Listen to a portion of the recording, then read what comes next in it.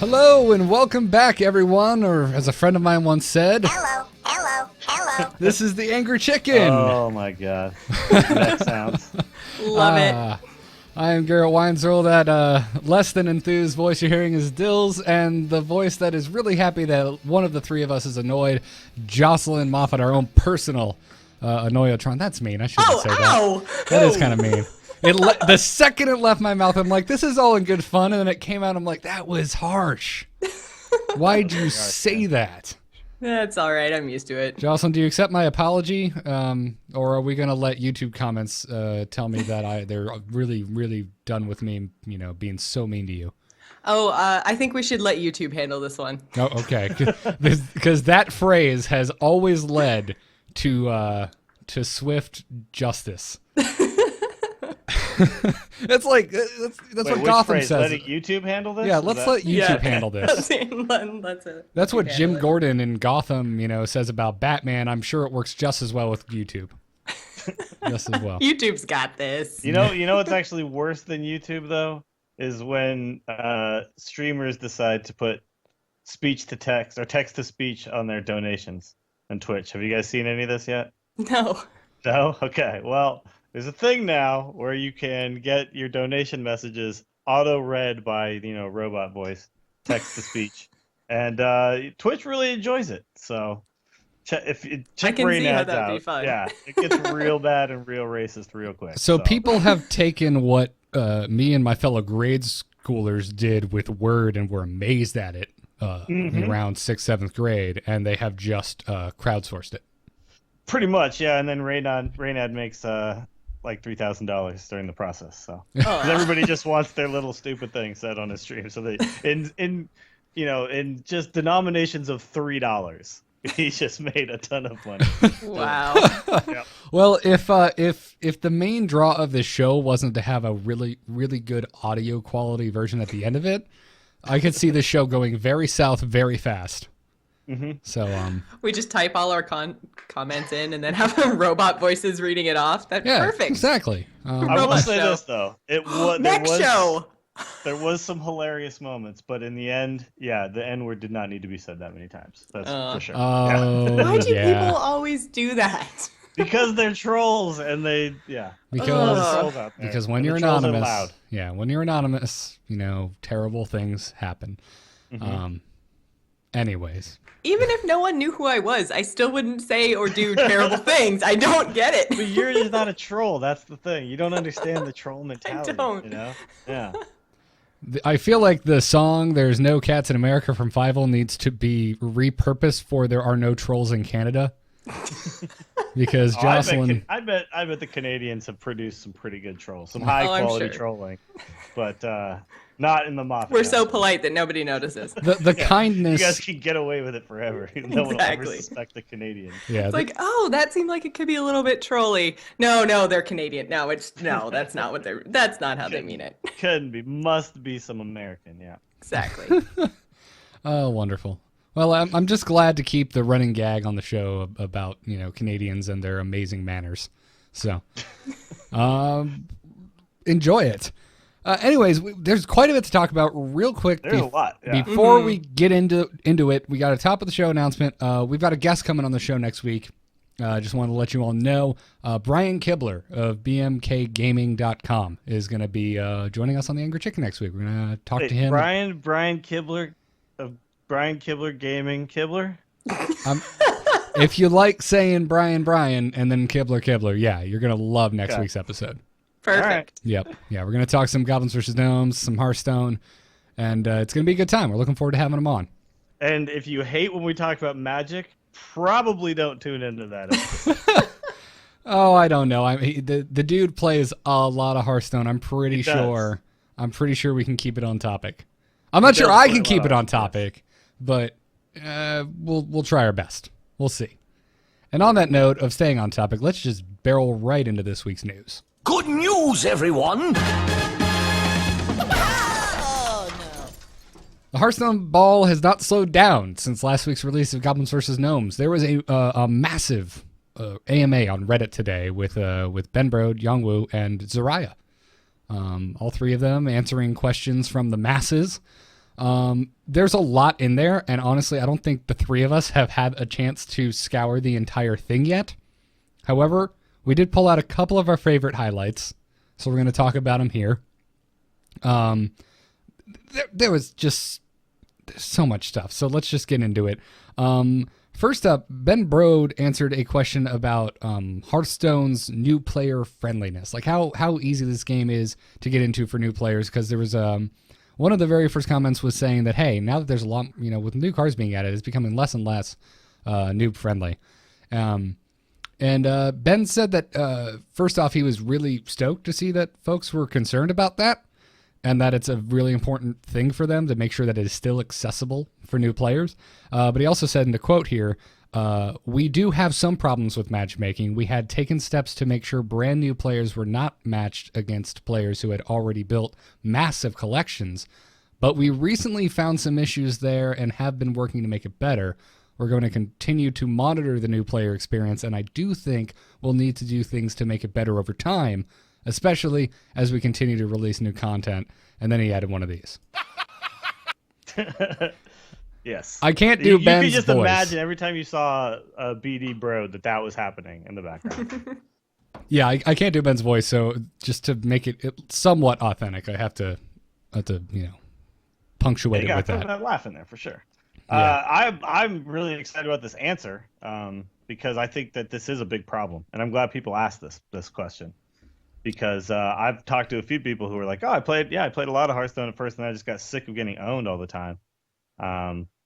And they get owned because they don't know how to play, and other people do, and they don't have a place to really learn, without having to go through a painful process. Yeah, I mean, I think one of the big points that's brought up here is that they're wading into this sea of legendaries that they have access to zero of, and it's not even about the learning curve. It's just, my cards are crap because I got nothing but the basic cards and 3 free packs from Goblins versus Gnomes.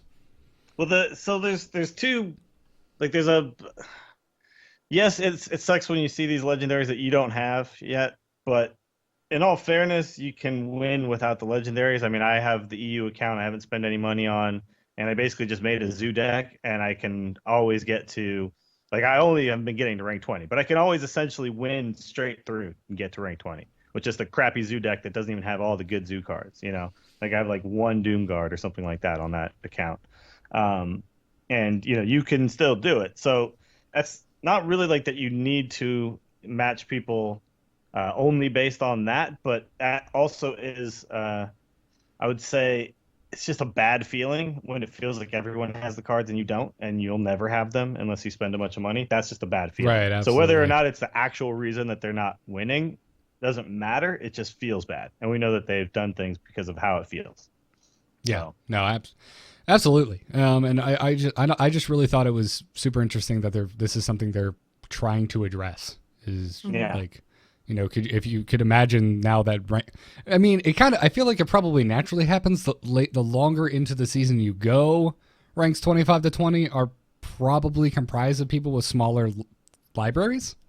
Yeah. Absolutely. If you're worried about this, the longer you wait, the better. But exactly. Do you really want to have to wait every single season? I don't know. No, and you shouldn't have to. So that's why this was the top thing I put in here, because I thought this was just really super interesting. Jocelyn, what do you think about this?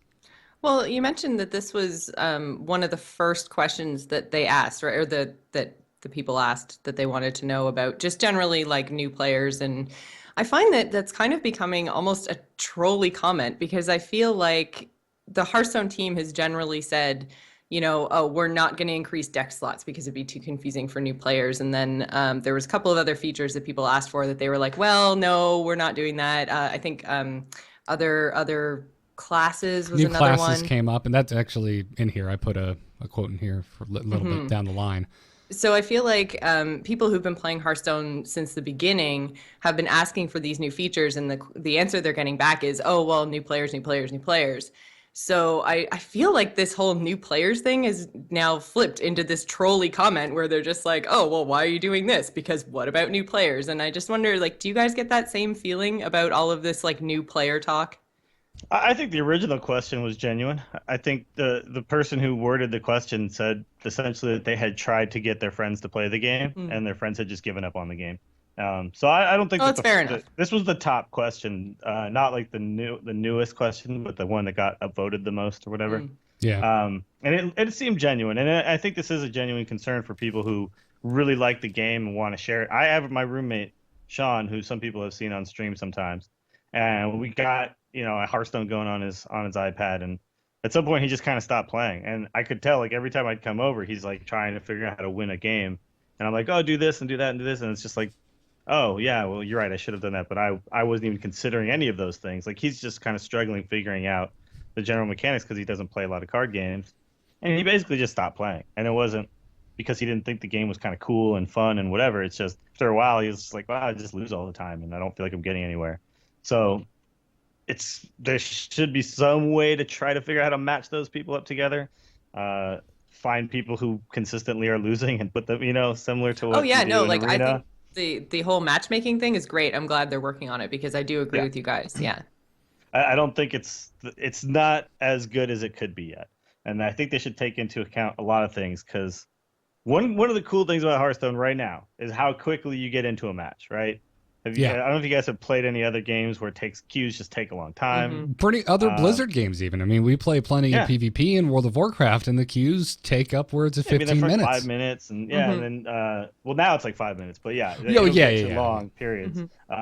If you're a DPS, you'll be like 45 minutes in the queue for a dungeon or something like that. Yeah. I waited an hour and a half. Like insta queue, so I don't want that to go away, but I want it to queue into There's 20 million people, right? I was going to say, Hearthstone is also a much bigger player base. Yeah. And it's one-on-one instead of having to try to make groups. And even at the end of the day, if you're not talking about how to make the game better for new players, if you're just talking about how to... Obviously, you want to iterate and you want to improve. So if we're talking about improving matchmaking, I think what they're talking about right here, which is improving your matchup to someone who has a similar library size, is an obvious step in that direction, not like taking new players out of it. So, and that's why I think it's a good answer. I think it's a good direction because if you're just discussing how to improve this one specific feature, not even to cater to one specific player base, that it's a good direction to go. So yeah, no, exactly. I think rather than look at, because someone else was talking about, they should use like the dust equivalent of the deck they're queued into or they're queued with. That doesn't work either because like people brought up, Hunter and Zoo are very cheap. That doesn't necessarily mean that they're bad decks. So it shouldn't, you said the collection size or something like that. That would be a better way because then you could kind of get people, doesn't really matter what kind of deck they have at that very moment. That doesn't really tell you the strength of the deck. I'm so glad you brought... You could say, they have a similar, each of these guys have only 2 legendaries. You give it some sort of score or something. Yeah, I'm so glad you brought that up because that was one of the questions that I read it, and before I even saw that, I believe it was Young, we replied to it. I was just like, why would this makes no sense? Azula can beat a control warrior, and a control warrior costs about 4 times as much in dust. And then I saw Young Woo said more or less the same thing, but much more calm and collected, and that's, I'm sure, why he is a public figure on Team 5. And I am just some jackass on a podcast. There's plenty of crappy legendaries and epics out there, and you could load your deck up with them, and you wouldn't win. So exactly. That shouldn't be the factor. The factor really should be what your win-loss record is, and how many cards have you accrued so far as a player, because that's going to kind of be essentially like an experience factor. Like that's going to tell the game somewhat how much you've played. Right. Another thing they brought up, which is a great follow-up to our last email from last week. A person asked, do you have any plans for the future to introduce formats like Wizard did? Wizard being the company that makes Magic the Gathering. Is it an option to rotate cards out and make only the latest 2 sets and basic cards ranked legal? Talking about down the road when there's more sets, and are we going to have to start kind of... we addressed this on this show, too. Yeah, we talked about it, but we had no idea. This is a direct answer from Young Woo, and he said, quote, "This is something we'll want to address as we release more content, but we feel that we're still far away from it, or from that point. We're continuing to think about the best player experience for this," which I think is what we kind of came down to last week, which was they could do this, they could do that, but honestly, I don't think they're actually thinking about it at the moment. No, it's on the table, but it's not... We're not there. We're not at that point. So we don't really need to fret over that just yet. And there will be a time when the fretting will have to happen. The issue of power creep and things came up too. how are you going to continue to add new cards, which then will inherently be better than the old cards? And I like what they said there, which is, well, we're not going to add new cards that are better than the old cards. The cards will still. I think one of the examples they used was like Ancient of Lore. That's a really good card. We're not going to introduce like that card's not going to become crappy just because we come up with some new cards. Like that card is really good. Fireball is really good. Frostbolt is really good. They're already really good, and they're not going to make it. Next thing you know, it's like, hey, it's 4 damage for 2 mana, no drawback. It's just we're not going there. So yeah, I could see their iteration process going significantly longer than other card games without having to consider this if they keep going the route they've been going. I mean, granted, we've only had one real expansion. And I remember when it was originally announced, at least my reaction was, well, that seems kind of 120 cards are a lot, but it's still small compared to, say, Magic. Mm-hmm. But if their aim is to keep every single card they've ever put in the game viable, I think that's absolutely fine. You could go down to 75 cards, and that would still breathe a lot of life into the format. It would, yeah, but eventually, here's the problem. Eventually, you run out of combinations of numbers and words to put on the cards when you talk about thousands of cards down the line. Oh, agreed, absolutely. So that's always going to be a balancing act, and that's going to be a balancing act Blizzard's going to have to do. So, I think as players, it's right to bring it up, but I think from their answers, I think that they're well aware of the issue now, and so I'm not concerned. I'm not concerned with that at all. And I think what they do is going to be just fine. When they come to that road, I think they're going to make the correct decision. I have faith in Blizzard based on what they've done so far. Mm-hmm. Cool. Ben Brode talked about new classes being added. He said, quote, "There are pros and cons, and we have to figure out when, if ever, the right time would be. Pros would be friggin' rad. Cons, less likely to get cards for the specific class you're excited about. Balance is trickier." He said a good design exercise is to think, how many classes is too many? He said, my sense is that it's closer to 9 than to 20. To which I immediately go, well, Ben, there's not 20 classes in World of Warcraft, so I don't know. I'll tell you what, though, 11 is a lot closer to 9 than 20. So let's just add the 2 that exist in the game. Keep your hopes up, then, is what you're saying. He did say would be friggin' rad, and yeah.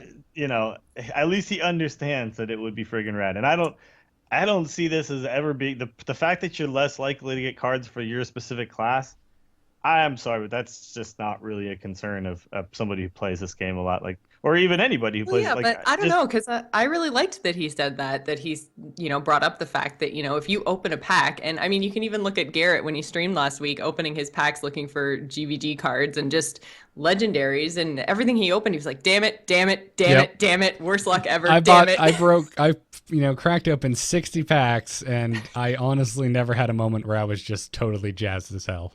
So if you're say, for example, Dills, where you've been playing a shit ton and have all the cards, if you then, we get a Death Knight class, say, and you're super stoked for that, and then you open 60 packs and you get no Death Knight cards and you're just getting Hunter and Warrior and Hunter and Warrior, wouldn't that be a little bit frustrating for you? And wouldn't that make you less excited about the Death Knight class in general? Well, I think that they would have to address that issue by having you earn a certain number of basic Death Knight cards the same way you earn some of the other ones now, and then you only really have to fill out a certain number of cards, and then you just craft the ones that you needed. That's just how the game works. And so 2 more classes means slightly less. Now there's 11 different classes instead of 9.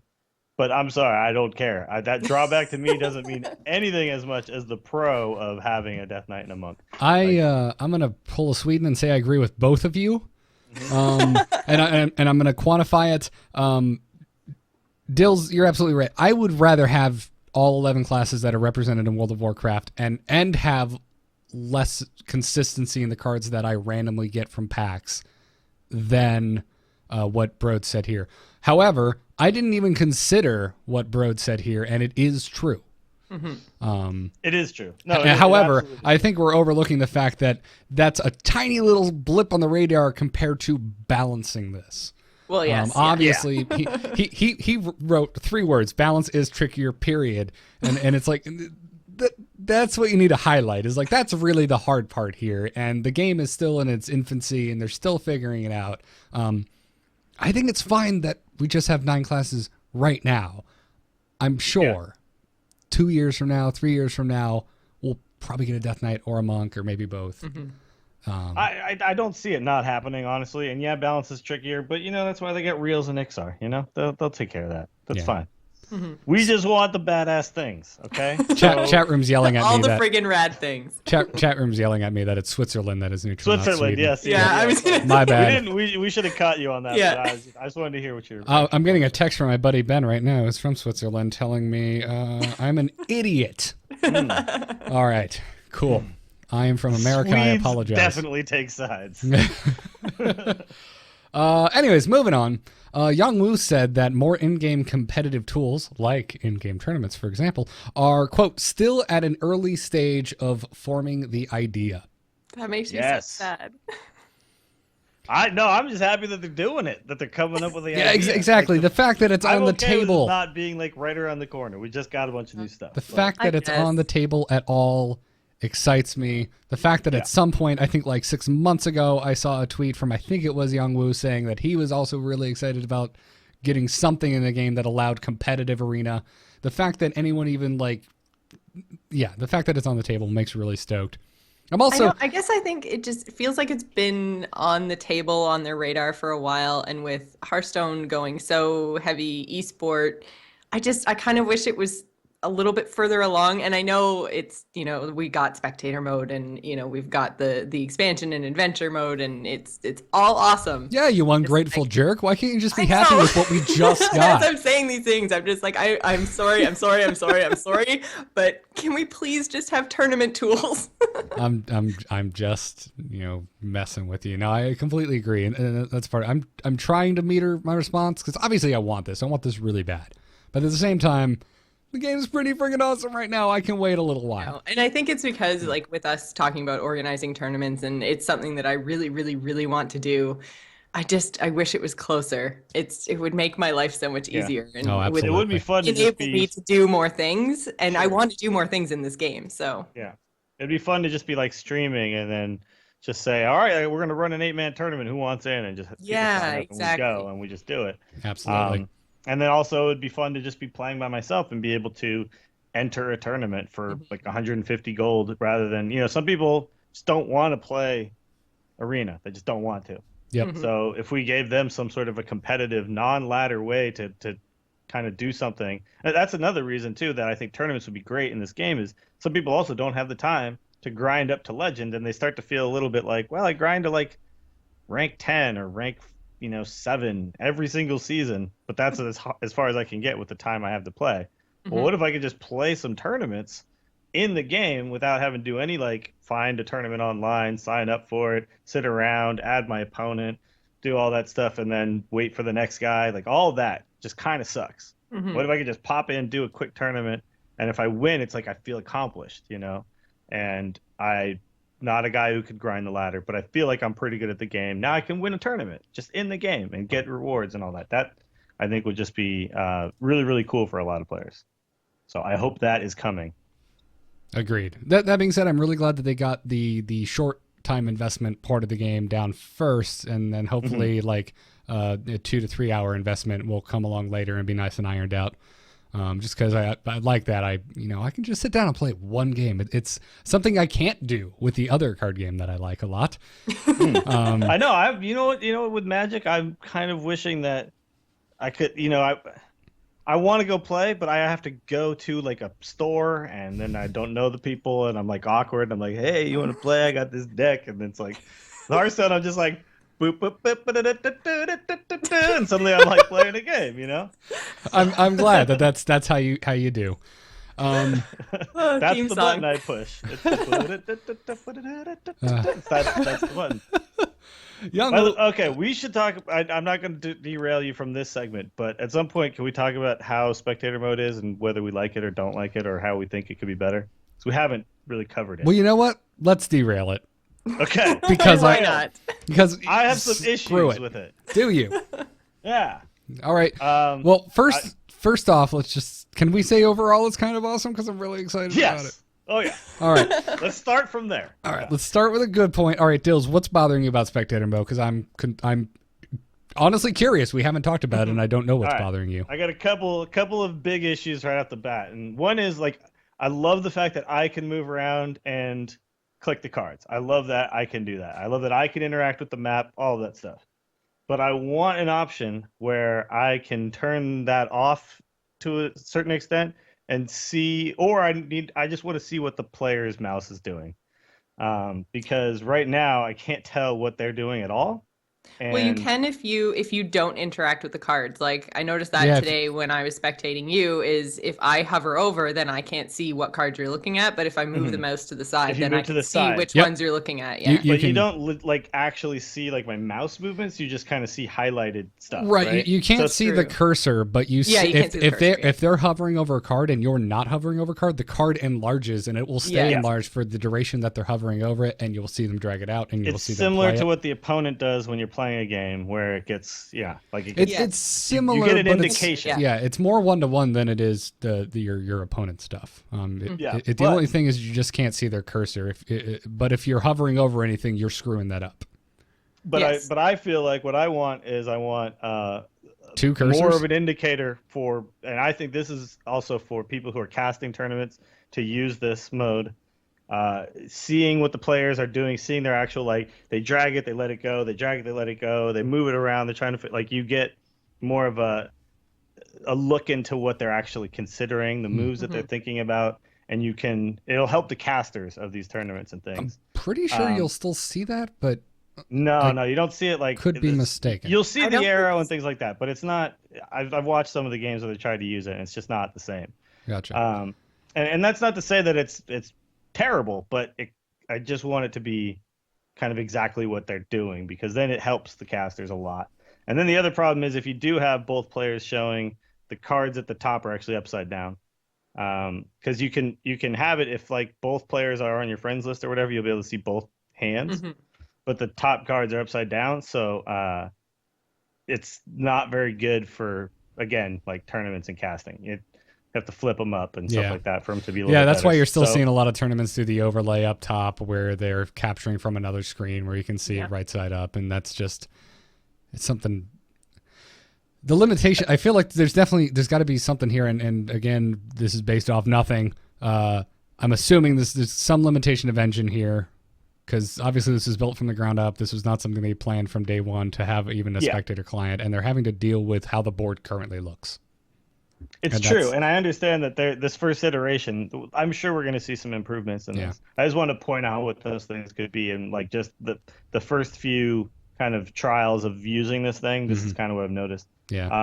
I do like people just popping into my games and saying, "Hey, what's going on?" And just, I like that. If I didn't want it, I could turn it off, obviously. But it's kind of nice. It feels more social. The game feels, Yeah, in a perfect world, I would like it to have, if it's spectator for a tournament and you can see both hands, I would like the board or the camera to be, the proverbial camera, to be pulled out a little more, so that you give more room to the top, so that you can show a full hand right side up.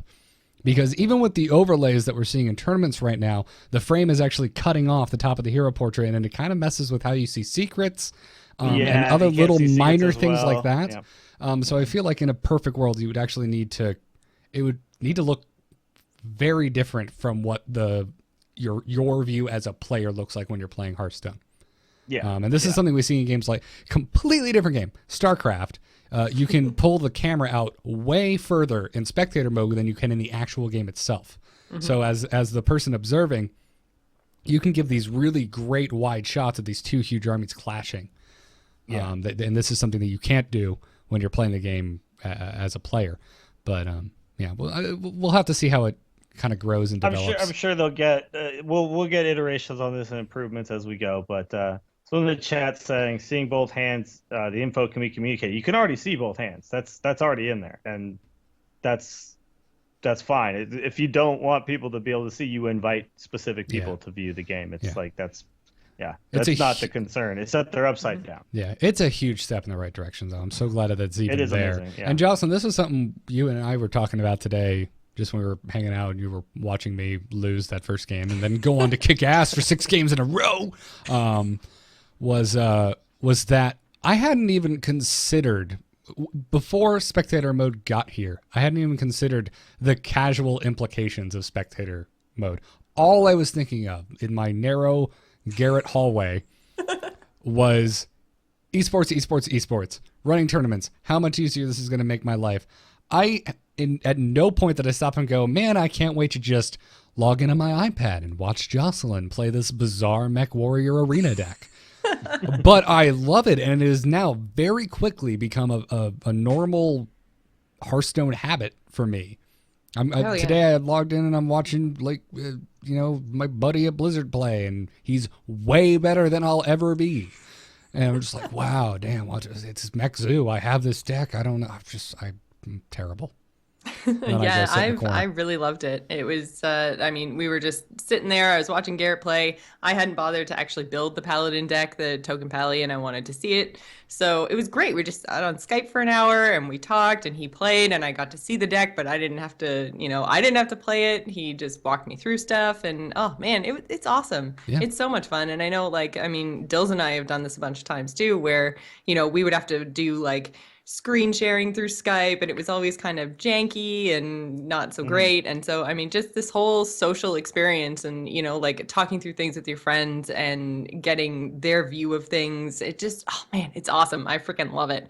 I feel a little bit like a creeper sometimes. I came on today and there were a couple different people playing and I messaged the person. I'm like, do you care if I jump in and watch you play? Cause there's gonna be people who now just log in and don't play themselves. They just log in and see who's playing and just go hang out and watch other people. And that's totally what I did. I got home from work. I was exhausted and I'm just like, okay, who's playing Hearthstone? What's going on? Okay, Dill's jumping in. And then I can't remember who the other person was, but I just jumped into a couple games and then Garrett came on and I jumped into his stuff. And I'm just like, this is so much better. I get my Hearthstone fixed, but I don't actually have to think. Yeah. I can just chill if you're and a little hang tired, out. You can just do it. Yeah, no, exactly. I absolutely freaking love it. And if you don't want to spectate it, you can turn it off. Honestly, you can turn it off. When I get on my iPad, I turn it off because the other thing that has happened with spectating, people love chatting when they're spectating you, and I like it because people are catching things that I shouldn't be doing. However, when I'm on my iPad, I'm generally in bed, relaxing. I also hate chatting on an iPad. It's not ideal. Yeah. Tapping away. And so generally, I'll just turn it off, and especially if I'm testing a weird deck, I don't want to watch people watching me lose, and I know I'm figuring it out. I want to figure it out on my own. That's when I'll turn it off. But 9 times out of 10, I have it on, and I love having people come in. I find when I have people watching me, they're sending me so many messages that I get caught up in answering the messages. And then I'm just like, oh shit, it's halfway through my turn and what am I going to do? And oh no. And I get all messed up because I'm not paying enough attention to the game because I'm trying to be nice and answering all the questions and comments and stuff that are coming in. And I'm just like, oh man. And the one really, really good thing is people can't see your chat. So if, people are spectating you and then you're typing to somebody else or whatever, there's nothing that comes up and interrupts the game and they can't see anything. So yeah. What I would like to see is rather than having to keep clicking the button every game, if you start spectating somebody and then they go into a new game, you just continue. Oh yeah, Garrett and I were talking about this too. Yep. Yeah. I was halfway through another game and Jocelyn's like, "Why aren't I seeing your game?" I was like, why are you sitting in the victory screen for 3 minutes? I get it, you won. Huzzah. You have to click away. I would like it to just, as soon as I say I'm watching Garrett play, Garrett finishes the game. When he starts a new game, if I haven't done anything, I just go into this next game. I would like to see it work that way too. So, couple of notes there, Blizzard, but you're doing great. Awesome. Well, I'm thank you for that derail, Dills. Yes, hopefully, I had to derail. Hopefully, we'll still make it. Hopefully, we'll still make it through the rest of the show. But do you have your podcast after this? I'm not 100% sure about that yet. Okay. So, so I'll let you know. If we need to go 10 minutes over, you'll be okay. Yeah. Okay. Real quick, I just wanted to shout out The Instance, another show that one of the hosts is on. Interviewed Ben Brode and Jason Chase this week. Although I was not there for that. No, it was that was just when Scott interviews people, he just does it. Yeah, it's a Johnson solo show, which which I totally get because scheduling can sometimes be a pain. So, anywho, the other big news this week is that the Hearthstone has begun releasing for Android tablets. A lot of folks are losing their mind. I know all 3 of us on this show are iPad owners, so it doesn't affect us in the least, but that doesn't take away from the fact that this is huge. I even reached out very professionally. I asked our official Android user, Tom Merritt, for comment. And he said, and I quote, where is this? Right here. Hooray!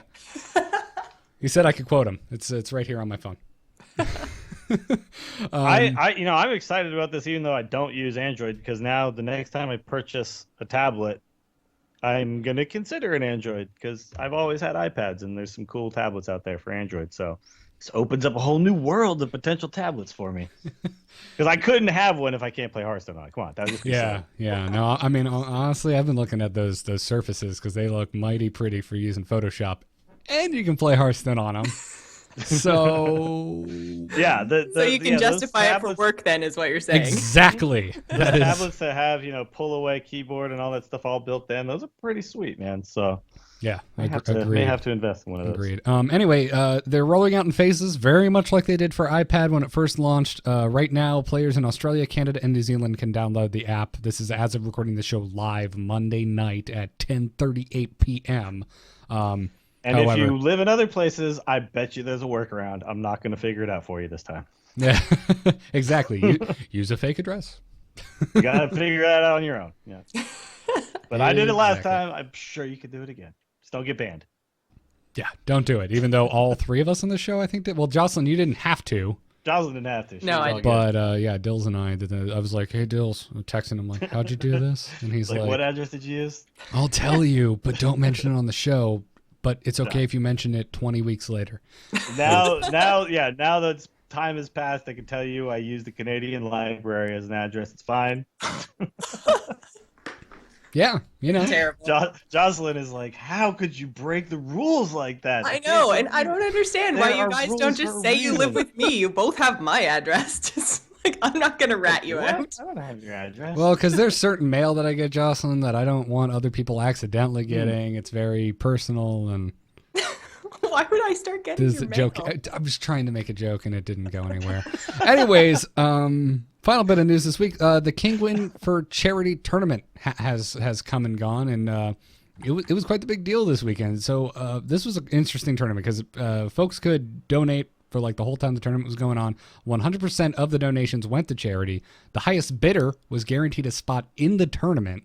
The donations went to Child's Play, and it was shared between 4 hospitals in Poland, Germany, the UK, and the US, which is just pretty cool. Totally awesome. And it still had a prize pool for the players, which is great too, because then you're going to get your pros throwing down. So Strifecro ended up taking it. Powder came in second place, and then Team Archon, both of them, came in third and fourth place. Firebat and Amaz. So, Dills, you really wanted to talk about one of Strifecro's decks? Yeah. So Strifecro's. So basically, if you're looking for a deck to play right now, and you're wondering, what deck to play, Strifecro kind of showed everybody a good one to play right now, and basically destroyed everybody with it. So I encourage everyone to check it out. It's a Mech Mage deck, and he basically owned face with this Mech Mage deck. And I was playing it a little bit on the ladder. Quick games. Mage obviously has a lot of finishing potential with things like Fireball and stuff. So you can get in there. It works similar to a zoo, and you'll kind of run out of cards pretty frequently, but generally you'll tear people up. And I know some other people have been messing around with Mech Mage and stuff like that too. But Strifecro's version of it just did really, really well in the tournament. So I encourage everyone to check it out. There's links to it on Hearthhead and all the places and stuff. And I will be doing a write-up on why this deck works so well and what all the cards do. Even though they're all mechs, it seems like, oh yeah, just put all the mechs in. It's not really how it works. You kind of need to put the correct mechs in. And there's a couple of different versions of this too. He's using Dr. Boom.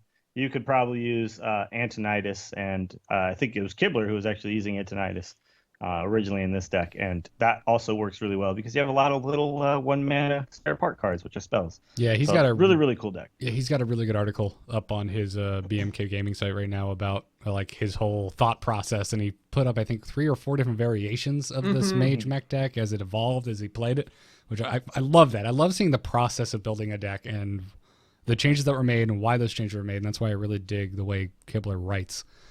I'm so excited to talk to him next week. Anyway. Yeah. What was I going to say?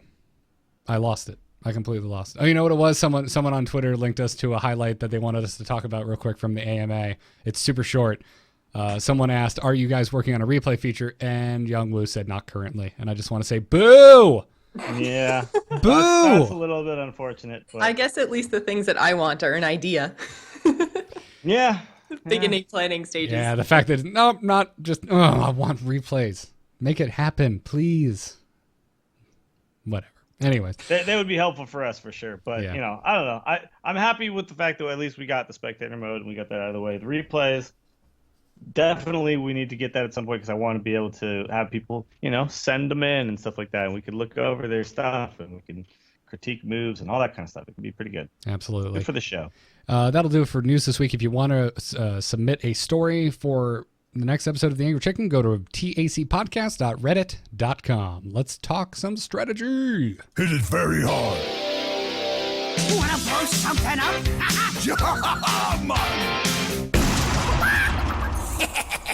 Time to pay! This week we will be reviewing the Paladin-specific Goblin versus Gnomes cards. So we've got 8 new cards. You know, they've got that digital new card smell, which probably the number one thing I miss about playing a card game digitally is cracking the pack and just smelling the paper. Okay, I'm not going to say that's weird. We'll end it I'm not there. going to say it's weird. Just going to accept it.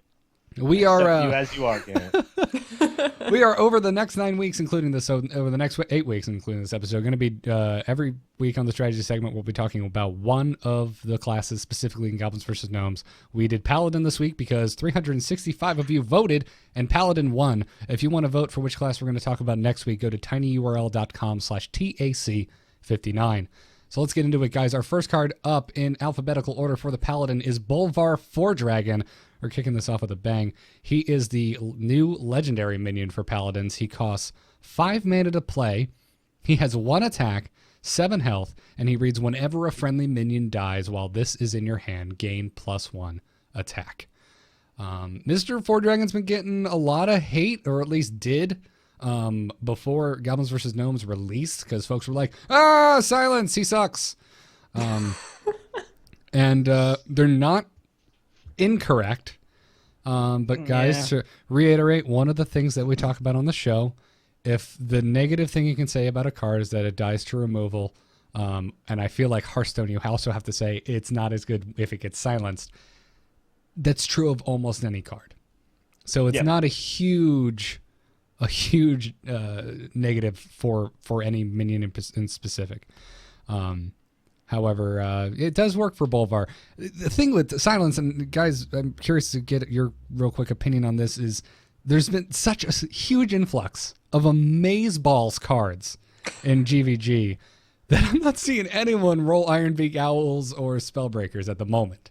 It's tough to fit them in, honestly, and you'd think everyone would be running. I actually thought we'd be seeing a ton of, things like big game hunters, and I wasn't really thinking the owls necessarily. There's still decks that really make use of those, but I thought Spellbreaker would kind of see a resurgence, and it really hasn't. So you can kind of just throw this stuff out there and not really worry about it. One cool thing about this card that I will say is while it's not as good as Tyrion, it's a card that you don't have to be as afraid to play. And Tyrion for a long time was this card that's so good, but you'd have to time it just right. And if you played it when they were able to, faceless manipulator it and then just kill it straight up, or silence it and do crazy stuff. Like there's a lot of times where against the priest, if they mind control this, I'm just going to lose the game. And this gives you another legendary minion that's not at all in that range. Like you could play this guy on turn 5 even if you have him from the start, and he'd be pretty good. He'd probably be somewhere in the range of like a 5/7 at that point. So this is a really cool card, and it gives Paladin the mid-range back, essentially. Absolutely. In a big way. So I like this card a lot, actually. Yeah, 2 things I really like about Bolvar.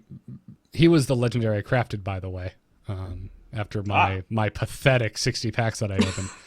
And because I just really wanted to play this Paladin deck that I had just bouncing around my head, and I watched Kalento and Trump play weird versions of it. got inspired, built my deck, and now it's this Frankenstein thing. I don't even know what to call my deck anymore because it no longer resembles the deck I started with, which was a copy of Kalento's weird Buff Pally deck. But two things I really like about him is, one, you can actually you have a lot of control over what this guy's stats are. So if I'm playing a priest, I'm a lot more likely to drop him when he's at 4 attack. Although not anymore. You're right. With Now you want to Shrinkmeister, drop him at 6 attack because you don't want him to be Shrinkmeistered and then stolen. well, also at 5 mana, Shadow Word Death is a concern. So Yeah, It's but priests kinda- are running less of that. So You're right. I'd rather it get Shadow Word Death than Shrinkmeistered and stolen. That's just me, though. that's a really good point. That is an Yeah. exceptionally good point. Also, Shrinkmeister and Shadow Word Pained is That's also true, a combo yeah. that works. Shrinkmeister, which we're probably a few weeks off from talking about, amazing card.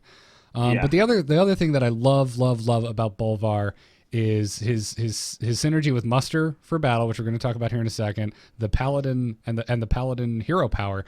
You start, like, if you have Bolvar in your hand, you just start aggressively trading like a madman with your puny, pathetic, invaluable creatures. And I love that because that's something that hasn't existed in this game. There really haven't been a lot of cards where it's just like, you know what? I have a card where killing my dudes is a good thing. That hasn't really been a thing, and it's such a cool mechanic. I love Bolvar. I ended up giving him a B- in both Constructed and Arena. I think he's really good. I don't think he's amazing. He's not gonna. He might win you the game, but he can trip. Obviously, silence hurts so bad on this guy. But yeah, like you said, Dills, he's, you also, there's a good chance you also have Tyrion in your deck, and it's fine. You should be playing this card if you have it. So Yeah, I agree. I actually went with the same exact grades, but I actually might rate it higher in Arena, like maybe just a B straight across. I only said like B- because it's not as good as Tyrion. So like Tyrion's like an A. That's a really good card. Yeah. And this is a little bit worse than that one, but what it does though too is it fits perfectly into Paladin, which is a control type of deck anyway.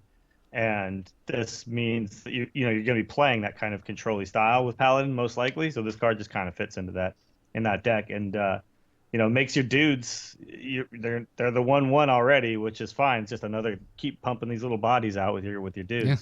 But now you're also buffing a dude in your hand that will at some point be an actual threat. So I'm campaigning to have Silverhand Knights names changed to Bolvar Fuel. This there's also some interesting things here, like when people talk about how silence makes it suck. Silence makes it a 5 mana 1/7. There's already a card in the game that's a 4 mana 1/7. So, and yes, it has taunt, but who gives a crap about taunt? Like, still, it's a 5. It's not the worst thing in the world. You still got a 1 attack creature that you can swing at stuff with and finish things off. It's still got a huge body so. on it that'll probably survive till you get an Argent or a Defender of Argus.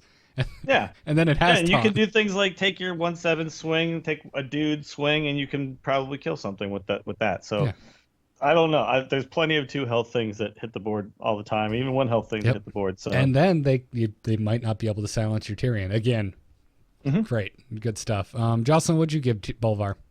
I went a little bit lower than you guys. I gave him C's, and that's only because he's only active when he's in your hand. So he does have the plus side that, it's any friendly minion. So, you're going to have minions, especially in the Token Paladin deck. But because he has to be in your hand to get buffed, if you don't get him right away, he's not as good as he could be. And then sometimes he can get like way out of control, and maybe you don't want to drop a 10/7. I don't know why you wouldn't, but you never know. And then, so if you mulligan for him to grab him on the first turn and get the most value and the most guys dying to buff him up, then you have this card sitting in your hand you may or may not want to play on turn 5, but you can't play him before turn 5, so he's just sitting there. So I don't know. And he is good in that he eats up a lot of, either silence or removal or whatever before you throw Tyrion down. He fits really well in the Paladin deck, but he's just kind of he's a meh for me. He's not awesome, but he's playable, but yeah. Those are all good I points. have that one. He is a bad top deck. When you get him, that's all. He is a bad top deck, but I feel like in the Paladin deck, as it currently stands, the one most people are playing, that deck doesn't really run out of steam ever. You got things like Lay on Hands. You kind of refill your hand up again. I've even seeing people play, Cult Masters and stuff because you're always having dudes on the board. So you kind of always have a big hand. You never really, and you also have plenty of health all the time because you have healing cards. Yeah. So even no matter when you draw this guy, you can wait until he's decent, a 4/7 or a 3/7 or something would even be enough. So, I agree with what you're saying. Like, he could be a dead card, like, early on, maybe for a little bit, but at some point you'll get value just in the kind of deck that Paladin tends to run. Awesome. Well, let's move on to a card I think we all kind of agree is a little less exciting, Mr. Cobalt Guardian.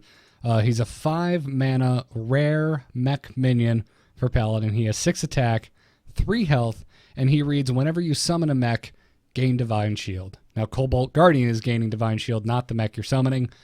3 health for 5 mana is Makes rough. me hate this card. That being said, there's a card called what is it? The Bomb Lobber, who's amazing.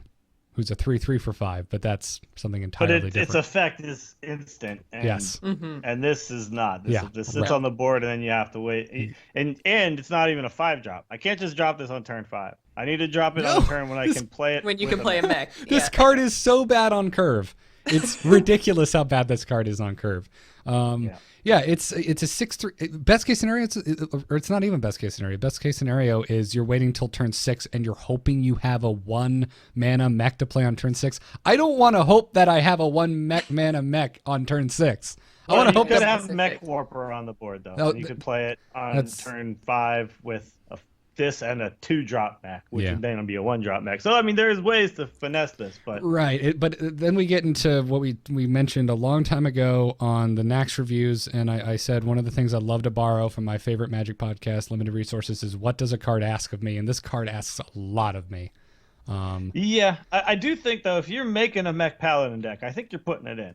I know that it's not good, but I feel like you're still putting it in because if you are making a mech deck, if you say, "Oh, I'm making a Mech Pally deck," that's what I'm doing.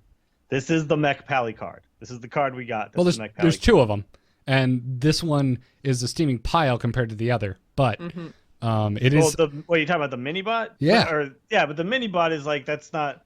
It's a rock star, man. I love the Minibot. Like every class got the 2-drop and then the other mech, right? So this is the other mech, I guess you could say that. I'm not sure every class got 2 class-specific mechs. I don't think that's.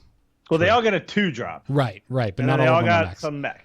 So I guess in this case they got 2 mechs. You're right. Yeah. Not because I think the Warlock got a Demon 2-drop and then you're absolutely correct. So no, it's not completely unplayable. Still, I think you put it in a mech deck if that's what you're doing because it's how unlikely is it that you have a mech to play with it, and if you do play a mech on the same turn you play it, it is really good there. But it's just. But it can't attack right away. It still has to sit there. And then, so even if you can Divine Shield it, it doesn't take much by the time you hit turn 6 and 7 for them to pop a shield and then kill something with 3 health. Like, no, it's a good point. Well, yeah, you're right. But I don't know. I don't think it's quite unplayable territory, but it is damn near there. Anyways, I gave it a D+ in constructed just because I can make that mech deck that Dill's just explained and hope for a best case scenario. I think I gave it a D in Arena. I think I'm giving it a D- now. This just teeters on my F on is pulling you down. I know. Yeah, it teeters. No, on I mean I have the exact same grades as Garrett here too because I think it goes in the mech deck, but in Arena. You have to have already drafted a lot of mechs. Exactly. This pops up to make this at all the picks. So. And even then, 5 mana, man, that is a highly contested mana slot.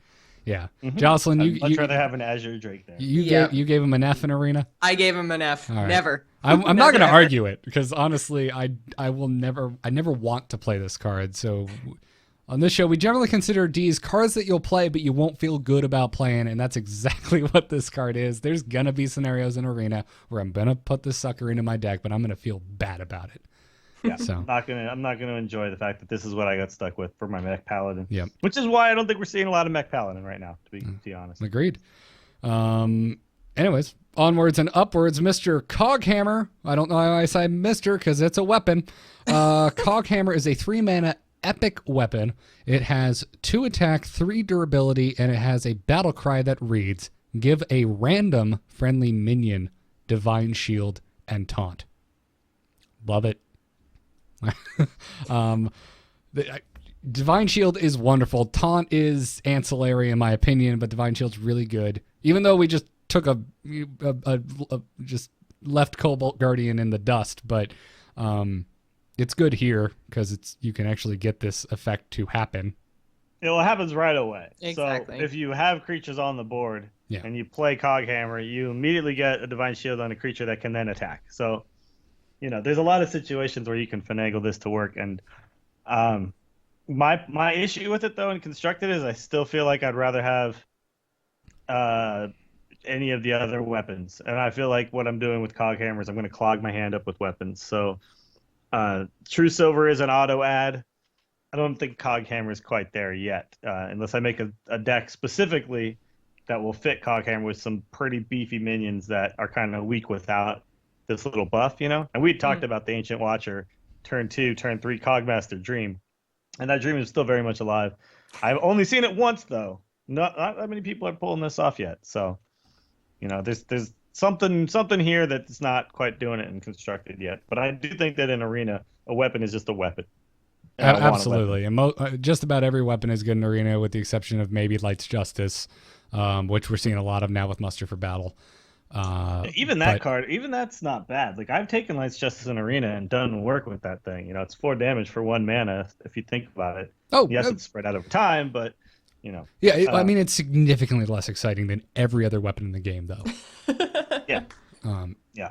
And anyway, I do like Coghammer. I believe in it a little more. I don't know what the deck is at the moment, but I feel like there is a deck that exists for this.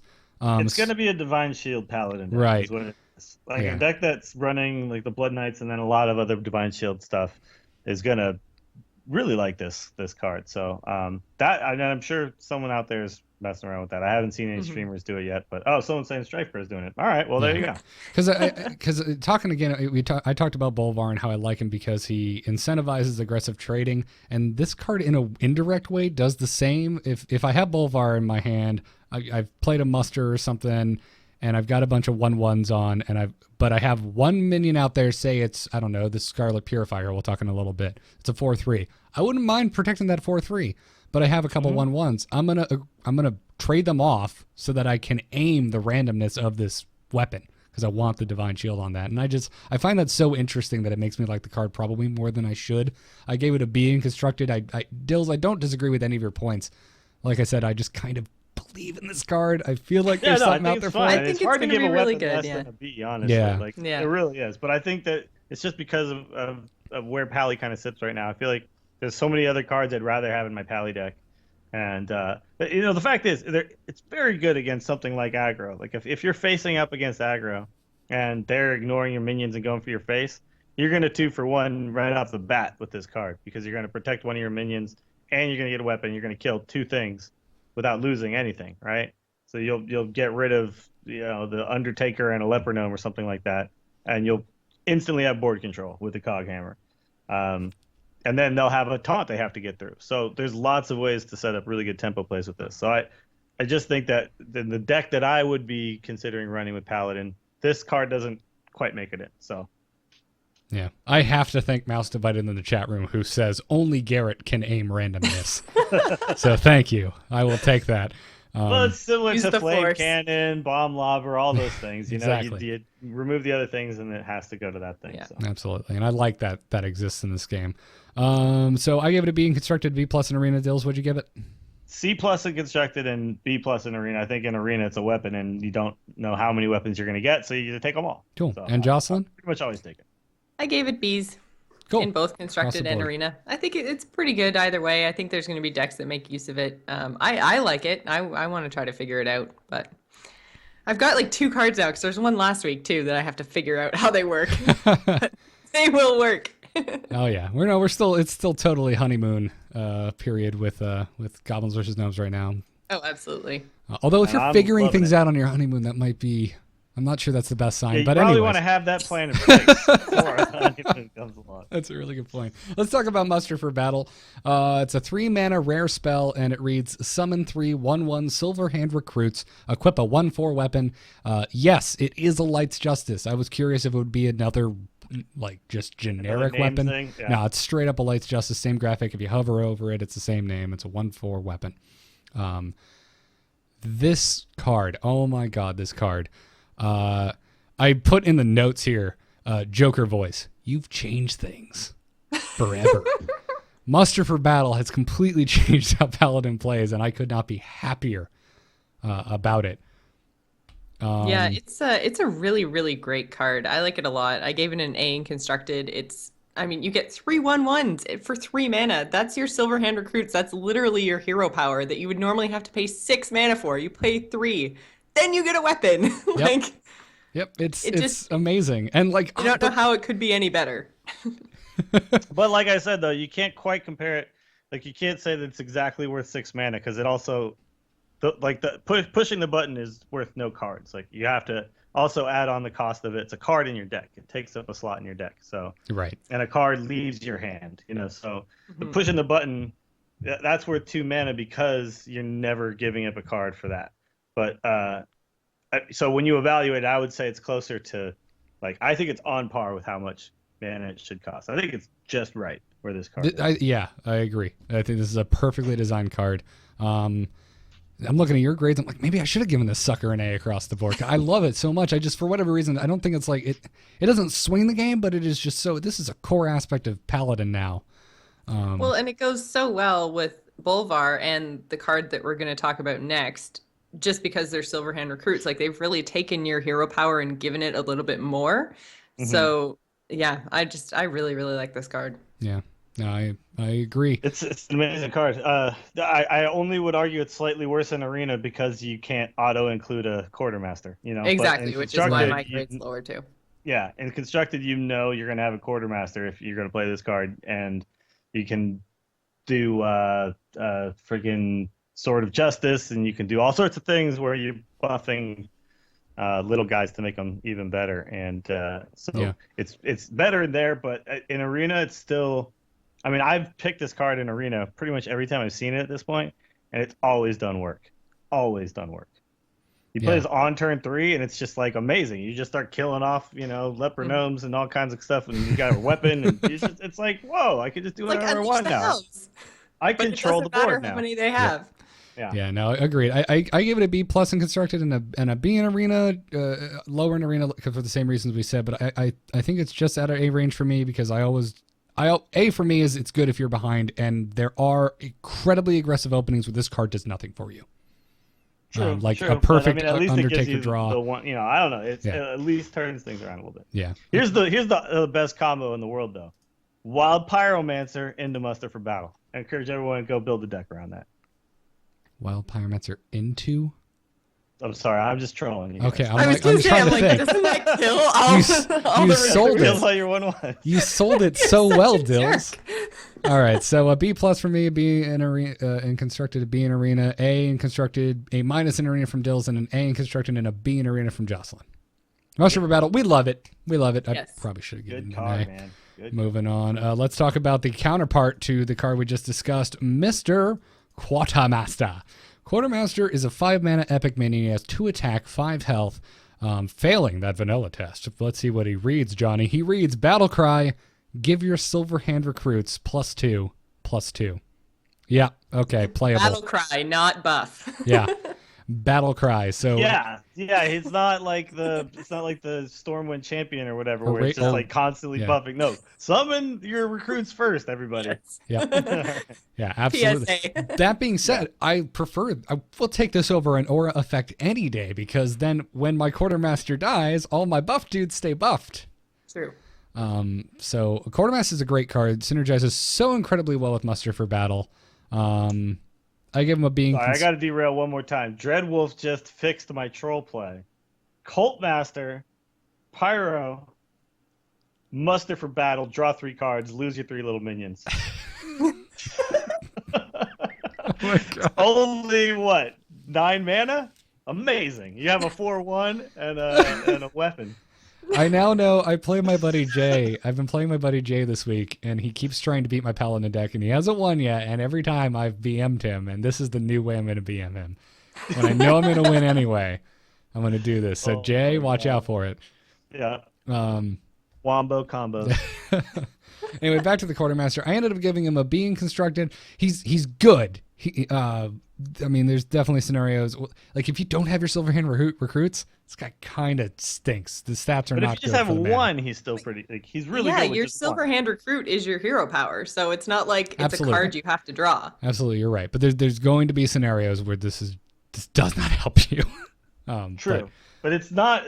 So far from my, from like just my playing with this card and stuff, it's very hard to not find a way to get value with this card. Like almost impossible to have a game go by where I don't have a recruit at some point. And so yeah, even if you just get one on turn 7, you just get one recruit, and then you play this, for 7 mana, you've got a 3/3 and a 2/5, and it's fine. That's going to do a lot of the work for you. So. Yeah. Anyway, so I gave him a being constructive. I gave him a scene arena, and I'm going to quantify this with, this is worst case scenario arena. This is pick 29, and you haven't found a muster for battle.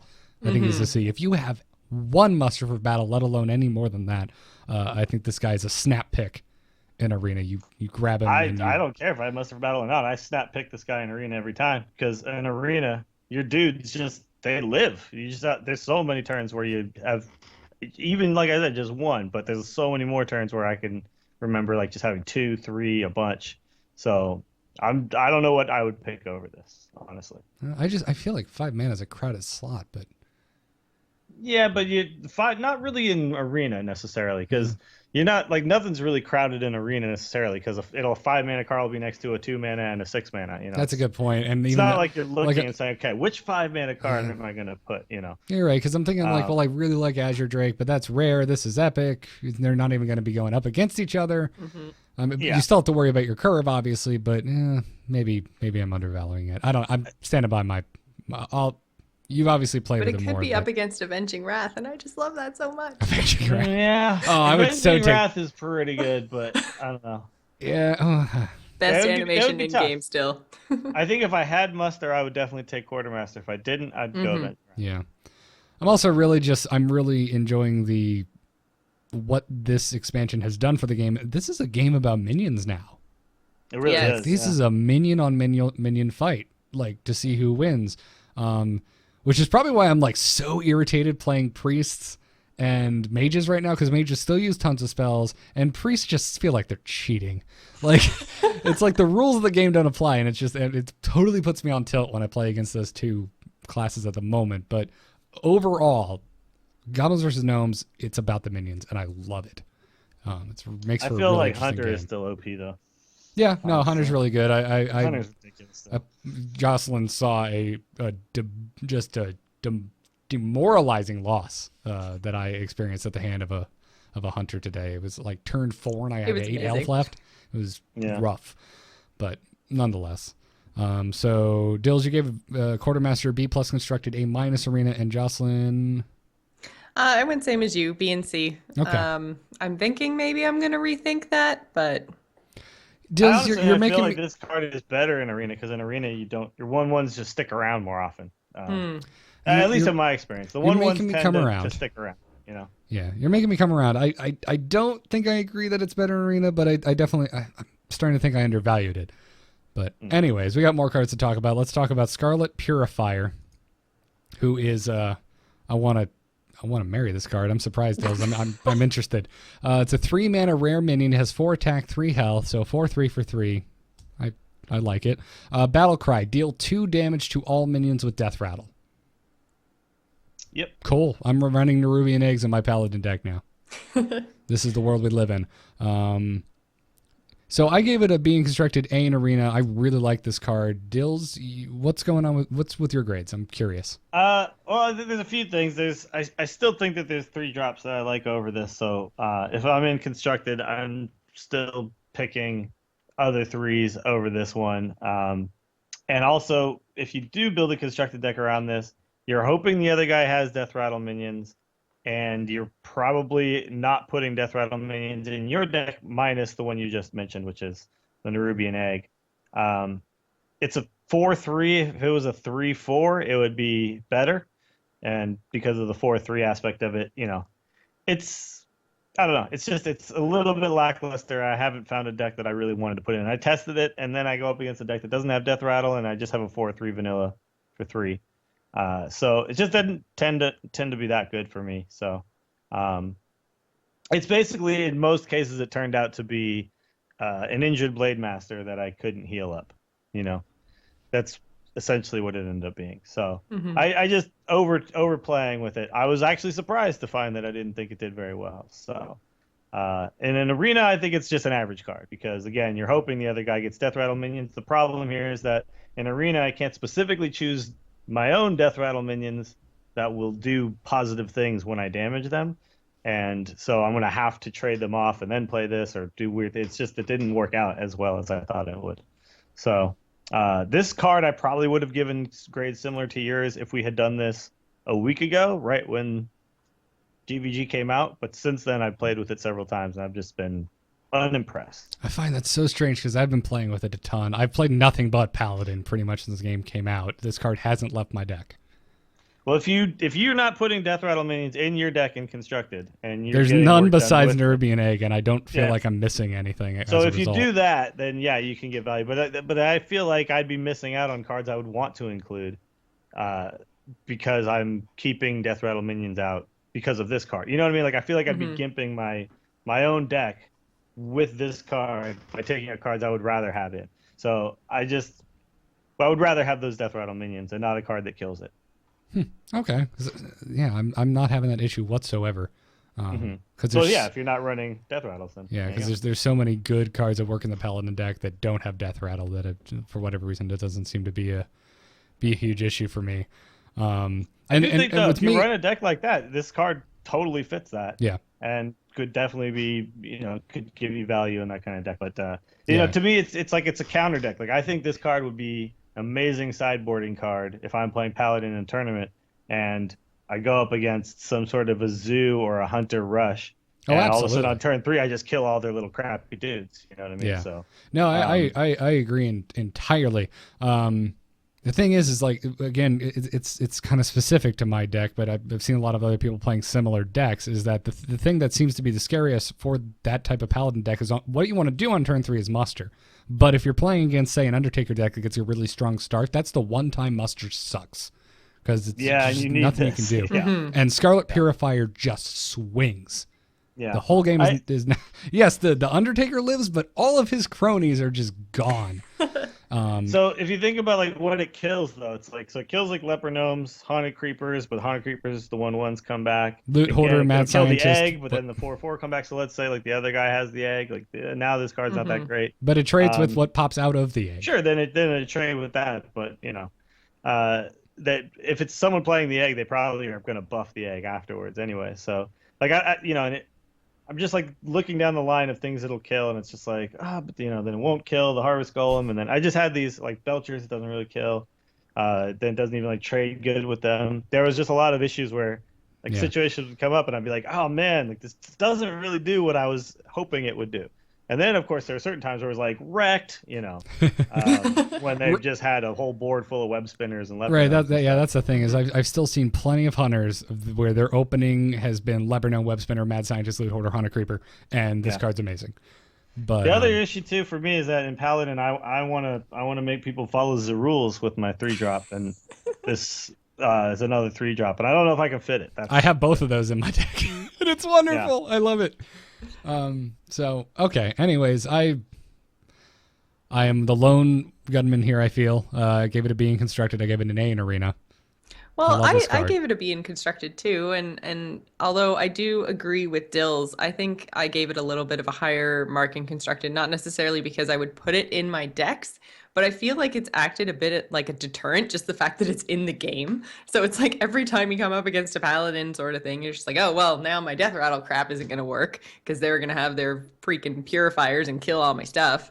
So I just feel like the fact that they made this card made hunters rethink some of the stuff that they were doing. So I like it just for the fact that it deals with, and I think has changed the meta slightly.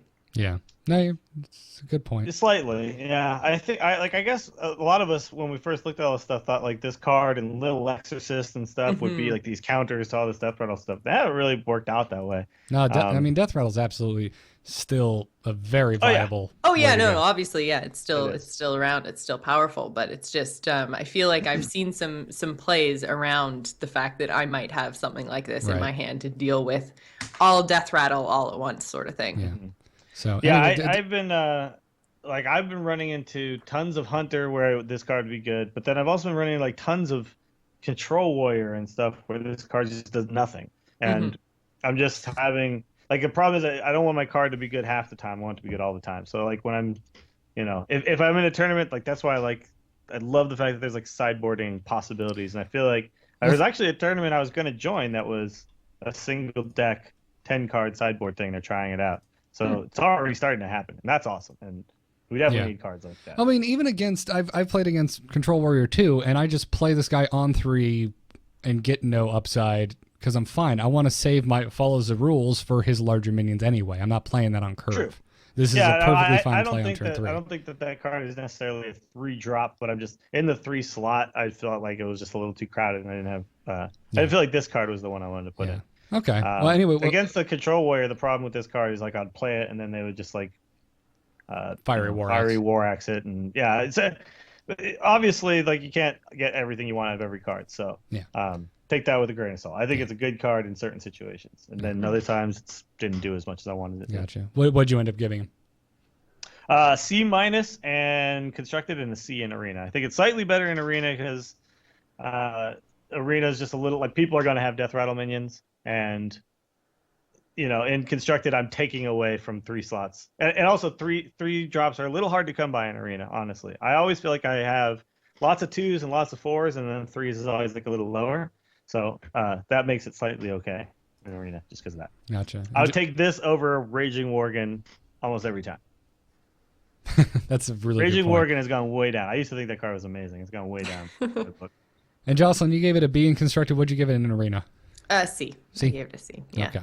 Just because it's better when there's Death Rattle, but you can't control your Death Rattle. You definitely can't control your opponent's Death Rattle, and I just Gotcha. Anything where you have to depend too much on your draft or the other person's draft in Arena, I always rate lower. Well, let's move on to Seal of Light for time's sake. It's a 2-mana common spell, and it restores 4 health to your hero, and you gain +2 attack this turn. You being the hero, so you can swing with your hero, or you add 2 attack to your weapon. Yeah. So, it looks like we're all kind of in the same ballpark. There's some differences in grades here. This is the one that I am probably the most unsure about in Paladin, or I feel I'm the most unsure about, because it seems on its face to be rather unexciting. However, yeah, it's weird. It's a weird card, and I'm not convinced that it's good or bad, honestly. Gotcha. I've been seeing people run it, and I feel like in Arena, anytime you can get something that's going to remove something, you kind of want it, But yeah, I don't know. There's just more options that are better, I think, in Paladin than this guy. I would compare it like to Claw, the Druid spell, and that costs 1 mana, where you get like 2 attack and you can kill something, and you get 2 armor. And yeah, you gain 4 health, but sometimes you won't even be able to use that health because you'll already be at 30 on turn 2, and you'll want to use this to kill something, and you don't get any health because you get the health first. So yeah, I mean, you definitely don't want to play it on turn 2 if you can help it. But yeah, you see an Undertaker come down, you're playing Seal of Light and killing that Undertaker. Yeah, that's true. So, although like it depends. If it's constructed, I would definitely do it. If it's Arena, I'm not so sure I would always do it in Arena. I would probably just push the button and just get a little 1/1 dude if I didn't have any other play. Because then I would think, okay, on turn 3, if he doesn't have anything to buff this guy, maybe I can still take it out. And if he doesn't, then he's got just a 1/2, and I can still do some. I don't know. I'm a little more conservative about my stuff in Arena than when it's like an Undertaker or something. When constructed, okay, I know Death Rattle's coming, so I need to get rid of it now. That's a really good point. I gave it a C+ across the board. Because, again, this is a card I'm hopeful for, but at the moment, I'm not sure what deck it goes in. Dills, what were your grades on Seal of Light? Yeah, I gave it B minus in constructed because I think it's got uses. I mean, there's got to be times where being able to pop your True Silver up to a 6 attack something and then essentially gain 6 health while you kill something is going to be nice. It's going to be really nice. Those situations are going to be great, and I'm sure there's going to be some weapon-based decks that are going to make some really good use out of this guy. However, I don't know. I'm tentative about that B minus right now. I think it's just barely above average on what it does. And then in Arena, I gave it a B plus because it's something that can kill something. I don't know. In Arena, you just kind of take that. You take. I mean, it's absolutely a playable card. It's just trying to figure out like what the goal is, what this, why you're slotting it in is a bit confusing. Jocelyn, what about you? I gave it Bs. I don't necessarily think that you play it on turn 2. Like, I think you hold on to it and use it later on when you need the health. And then always, gaining attack from your hero is always a good thing. So I gave it Bs. I think it can work. I like it. I think I was feeling generous by the end.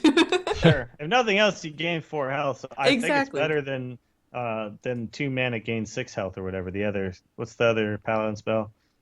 Holy Light. Holy Light, yeah, which is a bigger heal, but this is a bigger heal. But I mean, a lot of times you just heal yourself just so you die later. And at least this time I can be proactive with it and do something. Right, so. Right. This gives you something else, and if you have to use it on turn 2, you can, which is great too. It's fine. Yeah. It's a fine card, and I'm just a little unsure about it at the moment. Well, let's talk about the final paladin card, Mr. Shielded Minibot, who is a 2-mana common mech minion. He has 2 attack, 2 health, and divine shield. It's just an awesome frickin' trying not to cuss card. Love this card. A across the board. I've got nothing else to say about Shielded Minibot except it's going in all of my paladin decks. I will grab it every time I see it in Arena. I love this card. It's a great card, yeah, because even if someone puts out a 2/3, it still trades evenly with them. So you can buff it. Yeah, it's like the Argent Squire's bigger brother or whatever. I don't know. It's just that card got a lot of play. This card will get a lot of play, and you've already seen it get a lot of play. And it's a mech, so if you're doing some mech kind of stuff, you're doing little mechy things in your deck, then you've got this going for it too. Mech decks. Jocelyn, why do you hate Shielded Minibot? I don't hate Shielded Minibot, and now you guys are talking about it, and I'm just like, oh, okay, I'll give it A's. Jocelyn, why are you ruining Christmas? I'm not ruining Christmas. That's my question. Come on. No, okay. I know, okay, it's a great card, and I was sitting here, and I'm like, oh, Garrett, he just loves this card so much. I didn't want to give it A's. I realized that Dills gave it A's too, and I'm like, damn it. I realized that my biggest bullet point for something getting an A is it's good if you are behind, but I'm not really worried about being behind at turn 2. And even if I am, this is great. If they get a real aggressive opening, this is a minion that it can realistically take 2 minions with it. Yeah. Yeah, no, it's a 2-for-1 waiting to happen early on. So. If you can get this, one of my favorite things to do when I was playing Paladin was coin this guy out on turn 1, because anything you do now I can handle. There's really nothing you can then suddenly play that will just straight up, unless you're a shaman and you already had a spell power totem which you couldn't have because it was turn 1 for you. So yeah, there's just nothing you could do. There's nothing you could do. I'm laughing at Garrett right now because he's putting 18,000 million pluses next to the A in his grades right now. Yep. Yeah, no. For one less mana, it's getting the same amount of stats as friggin' Scarlet Crusader, which I think is crazy. You're getting a discount, man. You're getting a friggin' discount here. It's a nutsoid card. So that'll do it for Paladin this week. Let's take a crazy game story. Is the whole world gone crazy? You're in trouble now. You got it.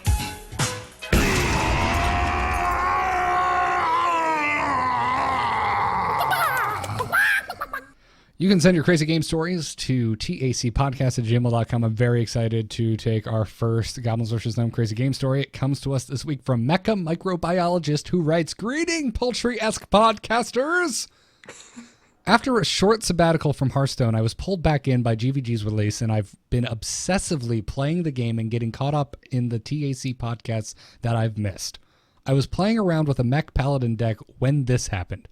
It's turn 8, and I have an Avenging Wrath in my hand and a Cobalt Guardian on board. My opponent drops down the Trade Prince Gallywix, which makes me worried about handing him a copy of my best spell.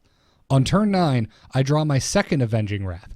Unsure of what to do, I play a finicky cloak shield on my Cobalt Guardian and pass the turn. My opponent goes for my face, but I survive the onslaught. It's turn 10, I have 1 coin, and I realize that if I play my first Avenging Wrath, I will receive a second coin and then be able to double coin out my second Avenging Wrath. I unleash the full might of my Avenging Wraths and hit the rogue in the face and my Guardian for a very lucky victory. Sorry, with my Guardian. That's using Gallywix against him, huh? Yeah. All the coins. So good. So delightfully good. I mean, Jocelyn, I'm going to go ahead and say that this was your bias, like, just plastered all over the fact that this email got included, or this story got included, because we know how much you love Avenging Wrath. Well, I read it and I was like, oh, this is awesome. Mech Paladin. We're talking about Paladin this week. And then I got further and further and I was like, 2 Avenging Wraths in 1 turn? Yeah, that's pretty sweet. This is going in. Oh, delightful. That is pretty sweet, actually. This is why like some of these new cards are just so friggin' fun. Is that they do these cool things, but they give the opponent cool things. So there's like lots of interactions that we haven't thought of yet that are going to happen over time. And this is the place where we discuss them. Crazy game stories. Totally. And this is the thing. He probably threw out his Gallywix and was like, sweet, I'm going to get all the Paladin spells. And then, like, it only took 2 coins to totally flip the game. Yeah, it's pretty... It's a weird mechanic. You're giving the other guy free mana, you know? Yeah. I mean, you're taking his spells, but you're giving them massive tempo if they can potentially take advantage of it. So yeah. There's gonna be some people setting stuff up with Gallywix and Cho on the board and all kinds of crazy stuff going on. So I'm anxious to talk about Gallywix. I'm looking forward to Rogue Week. I have him and still haven't tried it really and gotten it on the board enough times to really see if I really like it or not. But yeah, I'm curious. I'm checking real fast to see who it looks like we're going to be talking about this week. At the moment, Warrior is leading. Again, go to... Well, Warrior's very good right now. So yeah, go to tinyurl.com/TAC59 to vote for who we talk about next week. Let's take some emails. Hello? Hello, it's me. Hello. Just quickly, do you get my message? Yep. Oh. Hello, brother. You can also send your emails to tacpodcast@gmail.com. Our first one today comes to us from me. Which was not my choice, just for the record. Garrett totally took over emails before I even got into the doc today. I was going to ask this at the top of the show, and then I realized how thick the show was, and I was like, I'll just throw it in emails. We get asked this question all the time, and damn it, I'm going to be selfish, and I want to know the answer to this.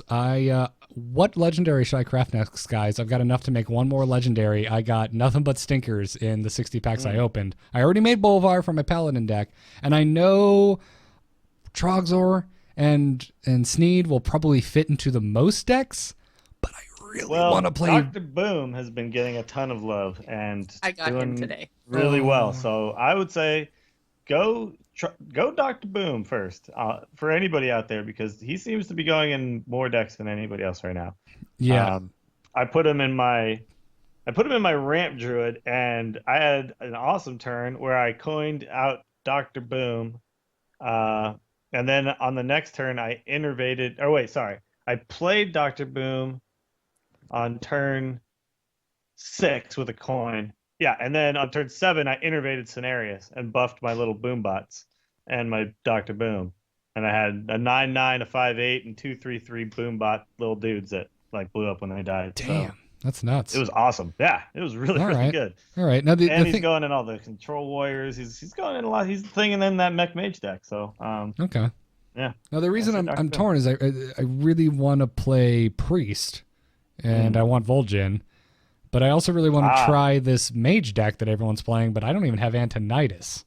So well, see the reason why I say Dr. Boom is because if you're going to craft one, you probably want something that you can. I would go with a neutral if you're going to craft one, because then you have more potential for more decks. If you do Vol'jin, you're okay. Now I'm just going to be playing Priest, you know. So. Right. Okay. Although Vol'jin is an awesome card. It is. Yeah. I want Vol'jin in the worst way. Really, I just want to crack open like 300 more packs, but thank you, right? Christmas. So, like, I've done twice now, 2 sets. of 60, and I can't do anymore. There's no way. I've done I one. Justify this. I can't justify have it a right now. I'm broke, confession. and I'm doing it anyway. I Confess. did another set today, so I've done it 3 times. I am so jealous. Stop partying. Man. You know, I did one big group of 60, and then Katie's like, "Hey, we need to go Christmas shopping this week," and I'm like, "Well, there goes. Well, I have no money until pretty much after Valentine's Day." No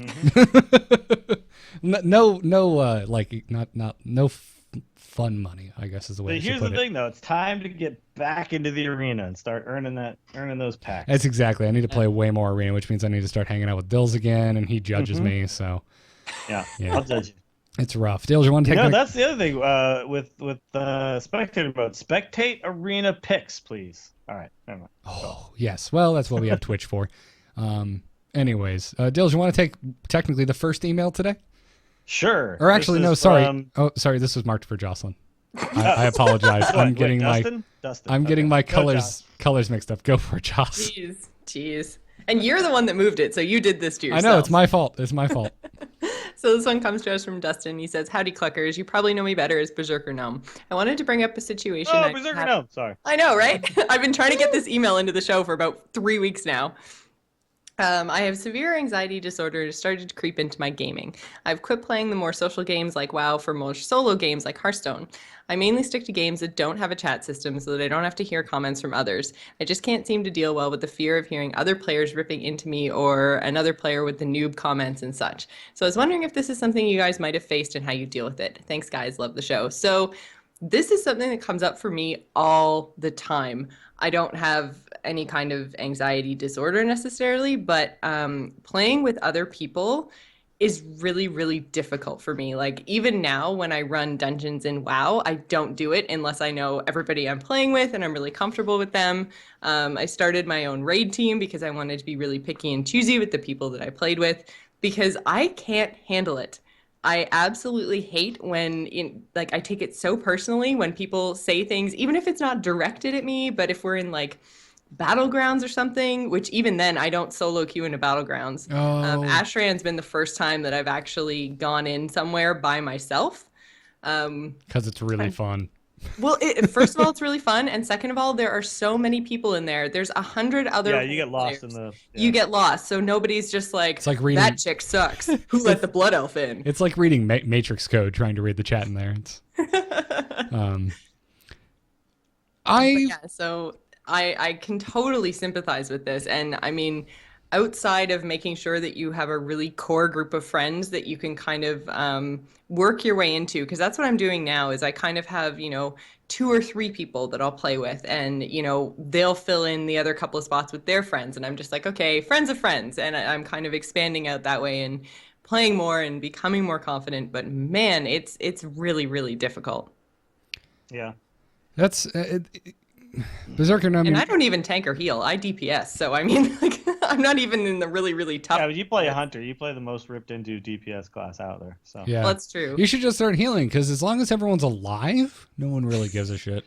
Well, here's the thing: when you're healing too, everyone's just so happy that you're there. It's like, thank God that a healer and a tank. Like I feel like playing a tank and a healer, you get less crap than you do. Playing DPS. Tanks are the first one kicked out in LFR every time.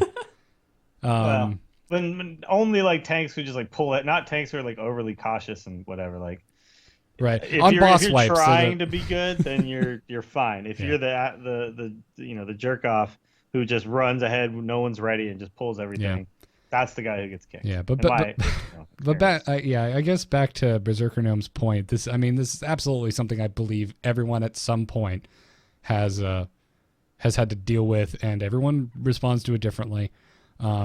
My serious advice is always, when and if you can, always play with friends. And this really is more of way larger issue in things like MOBAs. I play a lot of Heroes, and it's definitely exists in there. When I started to learn Dota, it was the most horrendous gaming experience of my life because of people like this. But Really, actually, that's why I play Smite so much, is because, well, first of all, I don't play Conquest, which is like the super competitive mode in Smite. But the modes that I play in Arena and Assault, I never run into this. It's like I streamed for 8 hours on Saturday night playing Smite, and I think we ran into one guy that was a total douche in every single match that we played for 8 hours straight. One guy. Yeah. And, I don't know. You know what? I apologize if you're watching the YouTube version of this, which I don't edit. But fuck those people. Don't let them ruin your goddamn game. We get one in a PG-13. Seriously, they can go straight to hell. Stop letting people ruin your game for them. They're the ones with sad lives. Play the game you want to play it the way you want to play it, and don't apologize for it. But that's a really hard mentality to go into if you already have this going on in your life outside of video games. Like, it's so hard to just say, well, that person obviously has a really sad life and I feel sorry for them, because it hurts your feelings, for lack of a better term. And True. if you just can't turn it off, it can make you start to feel really bad about who you are as a person and as a gamer. And maybe I'm just too sensitive. That's a possibility. But, you know, I'm working really, really hard at getting past this and enjoying the games that I want to play. But it's tough. It's a real issue. Well, all the more reason it just makes me angry because I play a lot of games with you, Jocelyn, and you're a blast to play with. So for anyone to just be there and like relentlessly berate you behind a wall of anonymity, it just makes me angry. And I don't want to be friends with those people, so screw those guys. Yeah. I'm probably gonna come off as a little bit insensitive right now, but I'm gonna say that if you want to play these games, if this is something that you want to do, then you can't expect that all these people will just go away so you get to enjoy it.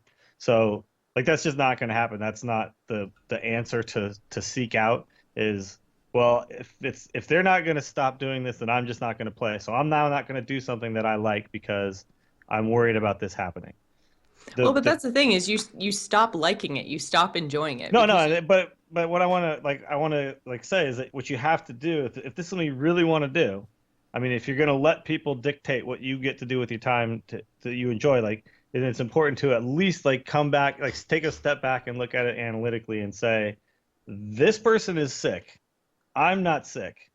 This person is sick. So if I'm going to sit here and let this person ruin my fun, then that really sucks. So I'm going to do the thing and move forward and just push straight through all of the a-holes. And then I'm going to get to a point where I'm okay with it. And that's not easy to do, and I know that's not easy to do, but that is the thing that you kind of have to do. Otherwise, the other option is then don't play the games, and that sucks too. That's not. I will not say that that's the answer. Just don't play the games. Yep. Like if your options are not go find a bunch of really cool people like AIE, which is an option, but not in all games. Mm-hmm. Then you really kind of have to just tweak your own perspective on this and understand that it's not your fault. You're not the one who's got the problem. The other people are the ones who have the problem. They're sick people. They like trashing on other people. It makes them feel better. But you know what? When they log off, they feel even worse. Like they go right back to the terrible feeling. This is like a short respite from their awful lives, right? When they get to make someone else's life really awful. So you just kind of have to just push through. Mm-hmm. And that's kind of the tough love answer. But I've had to push through lots of things in the past. Like, when I started podcasting, I got a ton of "you suck, you're the worst." I still get it now. I'm about to say, you know, you have to be able to. Yeah, exactly. Well, I mean, I am the worst, and I do suck. But you just have to figure out how to like not let that. You gotta let that stuff roll off, and once you start to kind of recognize, oh wow, that person's sick, then you can start to kind of laugh it off. And when someone starts to say something really, really awful and mean, it's just like, oh, you just remember. Like, that person's got problems. That person, you should feel sad for that person, not sad for yourself. So, well I know put. it's like, it's, you know, it sounds insensitive maybe from the outside, but this is not something I'm saying because I'm like, you know, F you, just get over it. It's not that. It's that don't let people ruin what you want to do. Right. Which is a way more eloquent way of putting it than I did. which was F those people. They suck. And absolutely, Garrett, you are right. F those people. But, you can't expect those people to just disappear off the face of the earth. They're going to be there. Right. And that sucks, but that's the reality. Well, that's Well, no, and I don't really think that that's the expectation that, jerks just are going to cease to exist, because obviously that's never going to happen. No. But yeah, I do think that doing it over and more is going to help, and finding a supportive community, however you do that, whether it's, real life friends that you bring into games you love, or, if you find communities like AIE in existing games that are already set up that are awesome because you've heard other people talk about how awesome you are, or they are, then, that's the way to do it, is kind of use other people that are positive influences in your life to help you do the things that you want to do. Yeah, this is why I wish we had chat channels in Hearthstone, because we have a chat channel in Heroes of the Storm for Into the Nexus, and it is awesome. A lot of like-minded people in there. Everyone wants to learn. Everyone wants to try new comps. Everyone wants to help each other learn, and it's a lot of fun. And I would love some type of, I don't know how you would do it, but just do it, guys. Just like I just want replays without thinking about how long it would take you to just get put it it done. Take all the things that you're doing and do them all right now. Yeah. Anyways. Tomorrow.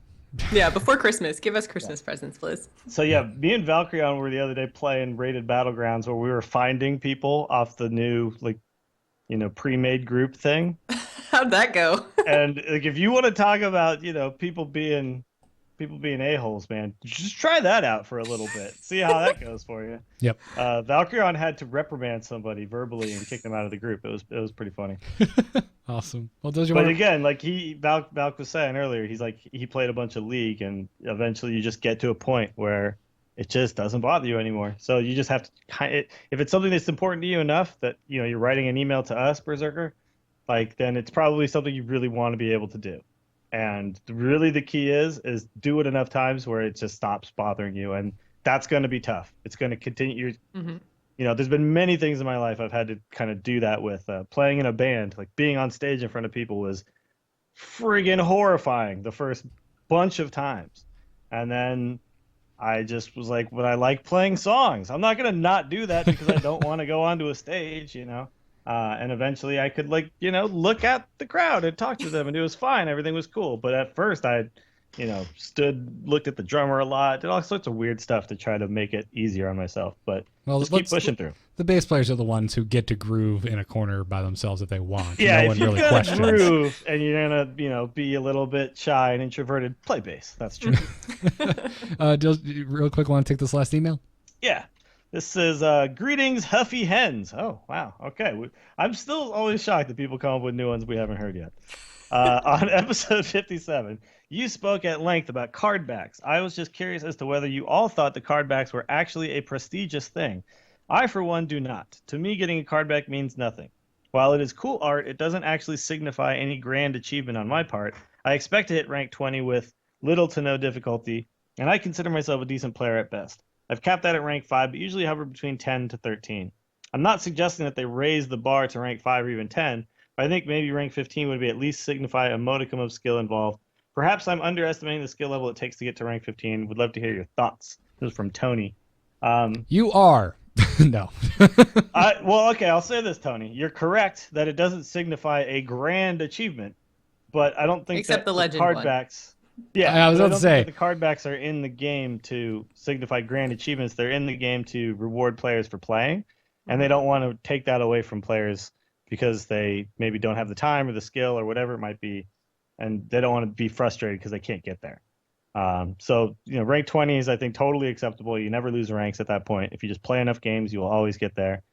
And so yeah, and as Brode said, if you're capping out at 5, but usually between 10 and 13, you're actually one of the top players in the game. You're actually a much better player than a huge majority. Than most, so, yeah. Yep. Yeah. Yeah. So no. it's really not in there to be this amazing thing you've earned. And I would like to see some more rewards at the different levels of ranks, though. Like, you get to 20, you get the card back. You get to 15, you get like an extra pack. You get the 10, you get some gold in a pack. You get to 5, you get I would love to see that kind of stuff happen. You get a chest to open at the end of the season or something. So yeah, I think that's a better solution than just straight up bumping up the level you need to get the card back. Yeah, no. Yeah, more rewards for sure. I Because agree. the I have card a back ton is of just a people- cool, fun thing. That's all. Yeah, It is. I have a ton of people I know that play just to get up to level 20 just to get the card back every season, and that's pretty much all they play. It keeps them in the game. They like it. It's fun. It's like, mount collecting or pet collecting, and WoW. It's like they just want the collection, so they'll come in every month and, play their 5 to 10 games, however much it takes. They enjoy it, they have fun, and then they get their back, and then they leave. That's exactly what Katie does. Yeah, There And you go. some- I do it on my and- EU account. I go on my EU account and it gets to 20, and at the end of the month it drops down to like 23 or something, 24, Yeah. and then I just play enough games to get back to 20, and then cool, got the card back. I'm done. I'm out. Yep, that's exactly what it is. Yeah, no, I don't agree. What you said is, I don't think it's a grandiose achievement, but that's not. I never wanted it to be that. I just want to collect them all, and I want it to be easy. And if I have a month where I'm exceptionally busy, this has yet to happen, but but if I have a month where it actually is hard for me to log a bunch of games, I will be very happy that it is that low. Because man, if I had missed that on like that Ice Crown card back, there would be hell to pay. and people are saying, we have talked about this on the show. I would love to see more rewards for ranked play. It would make me want to grind. Like there's some months where I'm just like, I'm not going to get to Legend this month because I have this trip and this thing going on, and I got stuff, and I'm just not going to do it. So what's the point of grinding up to like 5? And then it gets real grindy. And I mean, I can, for a while I was like, I'd always go like up pretty high, and then I just kind of run out of time, and now I don't even care. I think I'm at like 15. I just go and I test decks, and I'm like, cool, now I know what that deck does, and I'm done. Yeah, absolutely. You're way more of an arena player, and that's absolutely fine. And you shouldn't be Yeah. penalized. You shouldn't not be able to get these just fun. To me, it's just like it allows you some very small amount of player customization, because we're all the same heroes if we're picking that class. We can't customize Jack. At the very least, we have now quite a few card backs, or if you've been playing since the beginning, you can differentiate yourself. I'm going to use that Ice Crown one forever because I love that part of Warcraft. Jocelyn's going to use the Rainbow Sparkle Pony one because she loves unicorns. Hey, Jocelyn's She using the loves rainbows and BlizzCon sparkles. one. Okay. Screw you. Excuse me. I just had to bring up the rainbow card back, and you were the target. I apologize. So That's twice in one show, Garrett. We're going to have a conversation. that's what happens when you're friends with me. I tease you, and I apologize. Garrett, you're making her not want to play now. Do you understand? And she doesn't want to play anymore. All right. Just not with Garrett. Oof, got me right here. Right in the feels. I'm gonna mute you like people in Battlegrounds. Anyways, But that'll I would play Constructed if I knew that if I got to 10, I could get a box with the head of pack and some dust and some gold or whatever in it. I would totally do that. I'd love that. Yep, I agree. I am all for that. So, anyways, I think that'll do it for this week's show. That was a full show. feast. As always, we want to thank those of you who are subscribing to us over at patreon.com/TAC. If you are a patron, if you are supporting the Angry Chicken, thank you a bazillion times. This week we wanted to thank CoreyM, AaronA, Myth, AdamM, and ShadowTiger. That's not your real name. Everyone. Garrett, that's not a bazillion thanks right there. That was 5 of them. Yeah. I just counted. Oh, well, thanks. Do you want to go pull out a bazillion more? You have to add a bazillion minus 5. I was just about to say, do you want to go find a bazillion No, more? no, 'Cause it's that's fine. fine. I'm not sure our I never listeners would want promised to. a bazillion. You did. I'm not. So. This I, is totally on you, man. I said I would thank them a bazillion times, not that I would thank a bazillion of them. We don't have a bazillion patrons. That's That's true. just If we had a silly. bazillion patrons, we would. So you just have to sit here and say thank you There'd a be a bazillion s- minus 5 times. If we hit a bazillion patrons, I promise we will do a special episode where it's just a reading. Just Just read a starting with the bazillion things. A's, and then we just go. Fine. And then Dills will take the B's, and Jocelyn will take the C's, and then we'll just cycle. Yep. Sounds perfect. Not boring at all. Yeah. Anyways, thank you guys seriously, because supporting the show it's nuts. We never thought this would happen, and it's been going swimmingly. So thank you very much. Also, if you're leaving us reviews on iTunes or whatever podcatcher you're using, thank you very much from the iTunes store in the U.S. store specifically this week. I wanted to thank. I'm going to say D Blow 7 or DB Low 7. I don't know. Thank you very much. Thank you to Larvacea. 007. Oh man! Wow, I am bad at vanity plates. Geez, thank you, Jocelyn. And You're welcome. how would you pronounce this next one? I don't know. That one's all on you. I'm gonna say Larva CEA because I like StarCraft. Said that they gave us 5 stars because this was the first place they heard Ben Brode laugh.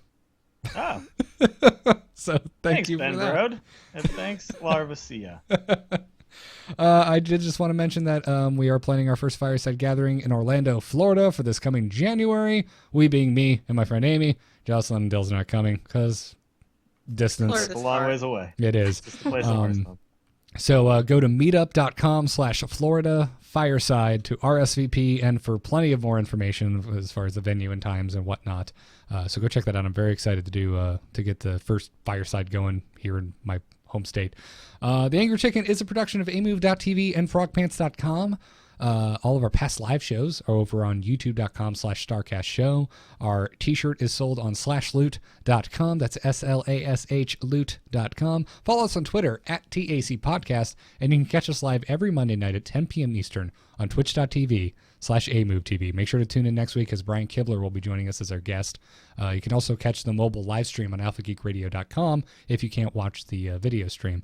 Also check out briangriffithmusic.com for the musician who made our intro music. Some great stuff over there. Dills, where can folks find you when you're not doing the Angry Chicken? You can find me on the instance if my power permits. We had a little bit of a situation last week. We had a huge storm here in the Bay Area, but it was actually just a lot of rain, which I know people are like, those wussy-ass Californians. We can handle the earthquakes. We just can't handle rain. We're not set up for it. It was pretty intense. As someone who lives in the lightning storm capital of the country, those flash flood pictures I was seeing from over there were horrifying. Well, that's the thing is that everything is retrofitted for earthquakes and stuff, but we don't get storms all the time. So Right. Like when we do, it throws everything out. Like we had rain day, like schools weren't open. It was crazy. That was the first time since like 9/11 that they closed the schools here in the Bay Area. It was just like crazy, like for a bunch of rain. That's all that it really was. It was rainy and windy. So anyway, I will be on the show this week though. I've been playing so much WoW. I have to talk about it. I missed Patrick and Terpster and Scott. So be on the show this week. So if you're interested in World of Warcraft, that is where you can find me. Torturecast, they did an episode last week. I was unavailable for that one as well, even though I left here. I thought I was doing it. I didn't end up doing it. So anyway, weird. I'll be on that at some point. Thanks for you guys being my podcasting go-tos here that I haven't been missing. And find me on Twitch. I'll be hopefully streaming a bunch, not this coming week, but the week after. I'm going to be going to Seattle for a little while, but then when I get back, I'm actually going to be like working from home until New Year's. So I'm going to attempt to stream a lot more. So if you want to watch me play some Hearthstone or some World of Warcraft, you can catch me there, Willie Dills SF on Twitch. Totally freaking awesome. Mm-hmm. More Dills stream is a good thing. Just, hopefully less sleeping. I don't know. Dills. Folks, I'm not sleeping on the stream anymore. I've cut that out. I found a way to do it. I just had to razz you one last turn time. the stream off is the key. I had to just one last razz. Had to get it in there. No, that's fine. I get it. It'll be forever. and the person I've razzed too much today, Jocelyn, where can folks find you when you're not doing this show? Right here on AMove TV, every Friday night we do The Gamers In at 8:30 p.m. Eastern Time, and that's just a general gaming podcast for whatever else we're playing. It's been pretty WoW heavy lately, but I promise I'm playing other things. I am blowing people up in Call of Duty. It's fantastic. And if you want to watch me do that, then streaming, I do Twitch on either GIS Gamer or the Gamers In account, so follow me over there, and the best place to find out when I go live is Twitter, GIS Gamer. Awesome. I really want to try the new Call of Duty. Oh, dude, Looks it's so fun. Looks very fun. You can follow me on Twitter, probably not talking about Call of Duty, at GarrettArt, at GarrettArt, or over at nomoonart.com for my graphic design portfolio, which I said I was going to update last week. I still haven't gotten around to it. Reasons. And also on Into the Nexus, the Heroes of the Storm podcast with Mr. Kyle Ferguson. We were both on Current Geek with Scott Johnson and Tom Merritt this past Friday. So go listen to that, where we got to talk about Norton antivirus branded jeans. I am not making this up. It was amazing. I had a great time talking about it. Go listen to it. And also check out Overwatchers, the show about Blizzard's new game Overwatch that I did with Patrick Beja. We're taking a break right now until probably beta, but the first 4 episodes are out, and you can hear us talk about all 12 heroes and some other jazz. That's Overwatchers. You can find on iTunes, Stitcher, or over at the YouTube, the youtube.com/StarcastShow. So Check that out. Also, check out doghousesystems.com. The code to use is TAC, and that code, not only are you getting an amazing gaming rig, and you're directly supporting the Angry Chicken every time that code is used, but you're getting double memory for free on your gaming rig. So just load that sucker up like I did with mine, because it's amazing. We thank them for their support. We thank you all for listening. And until next week, job's done. Job's done. Job's done. Yes!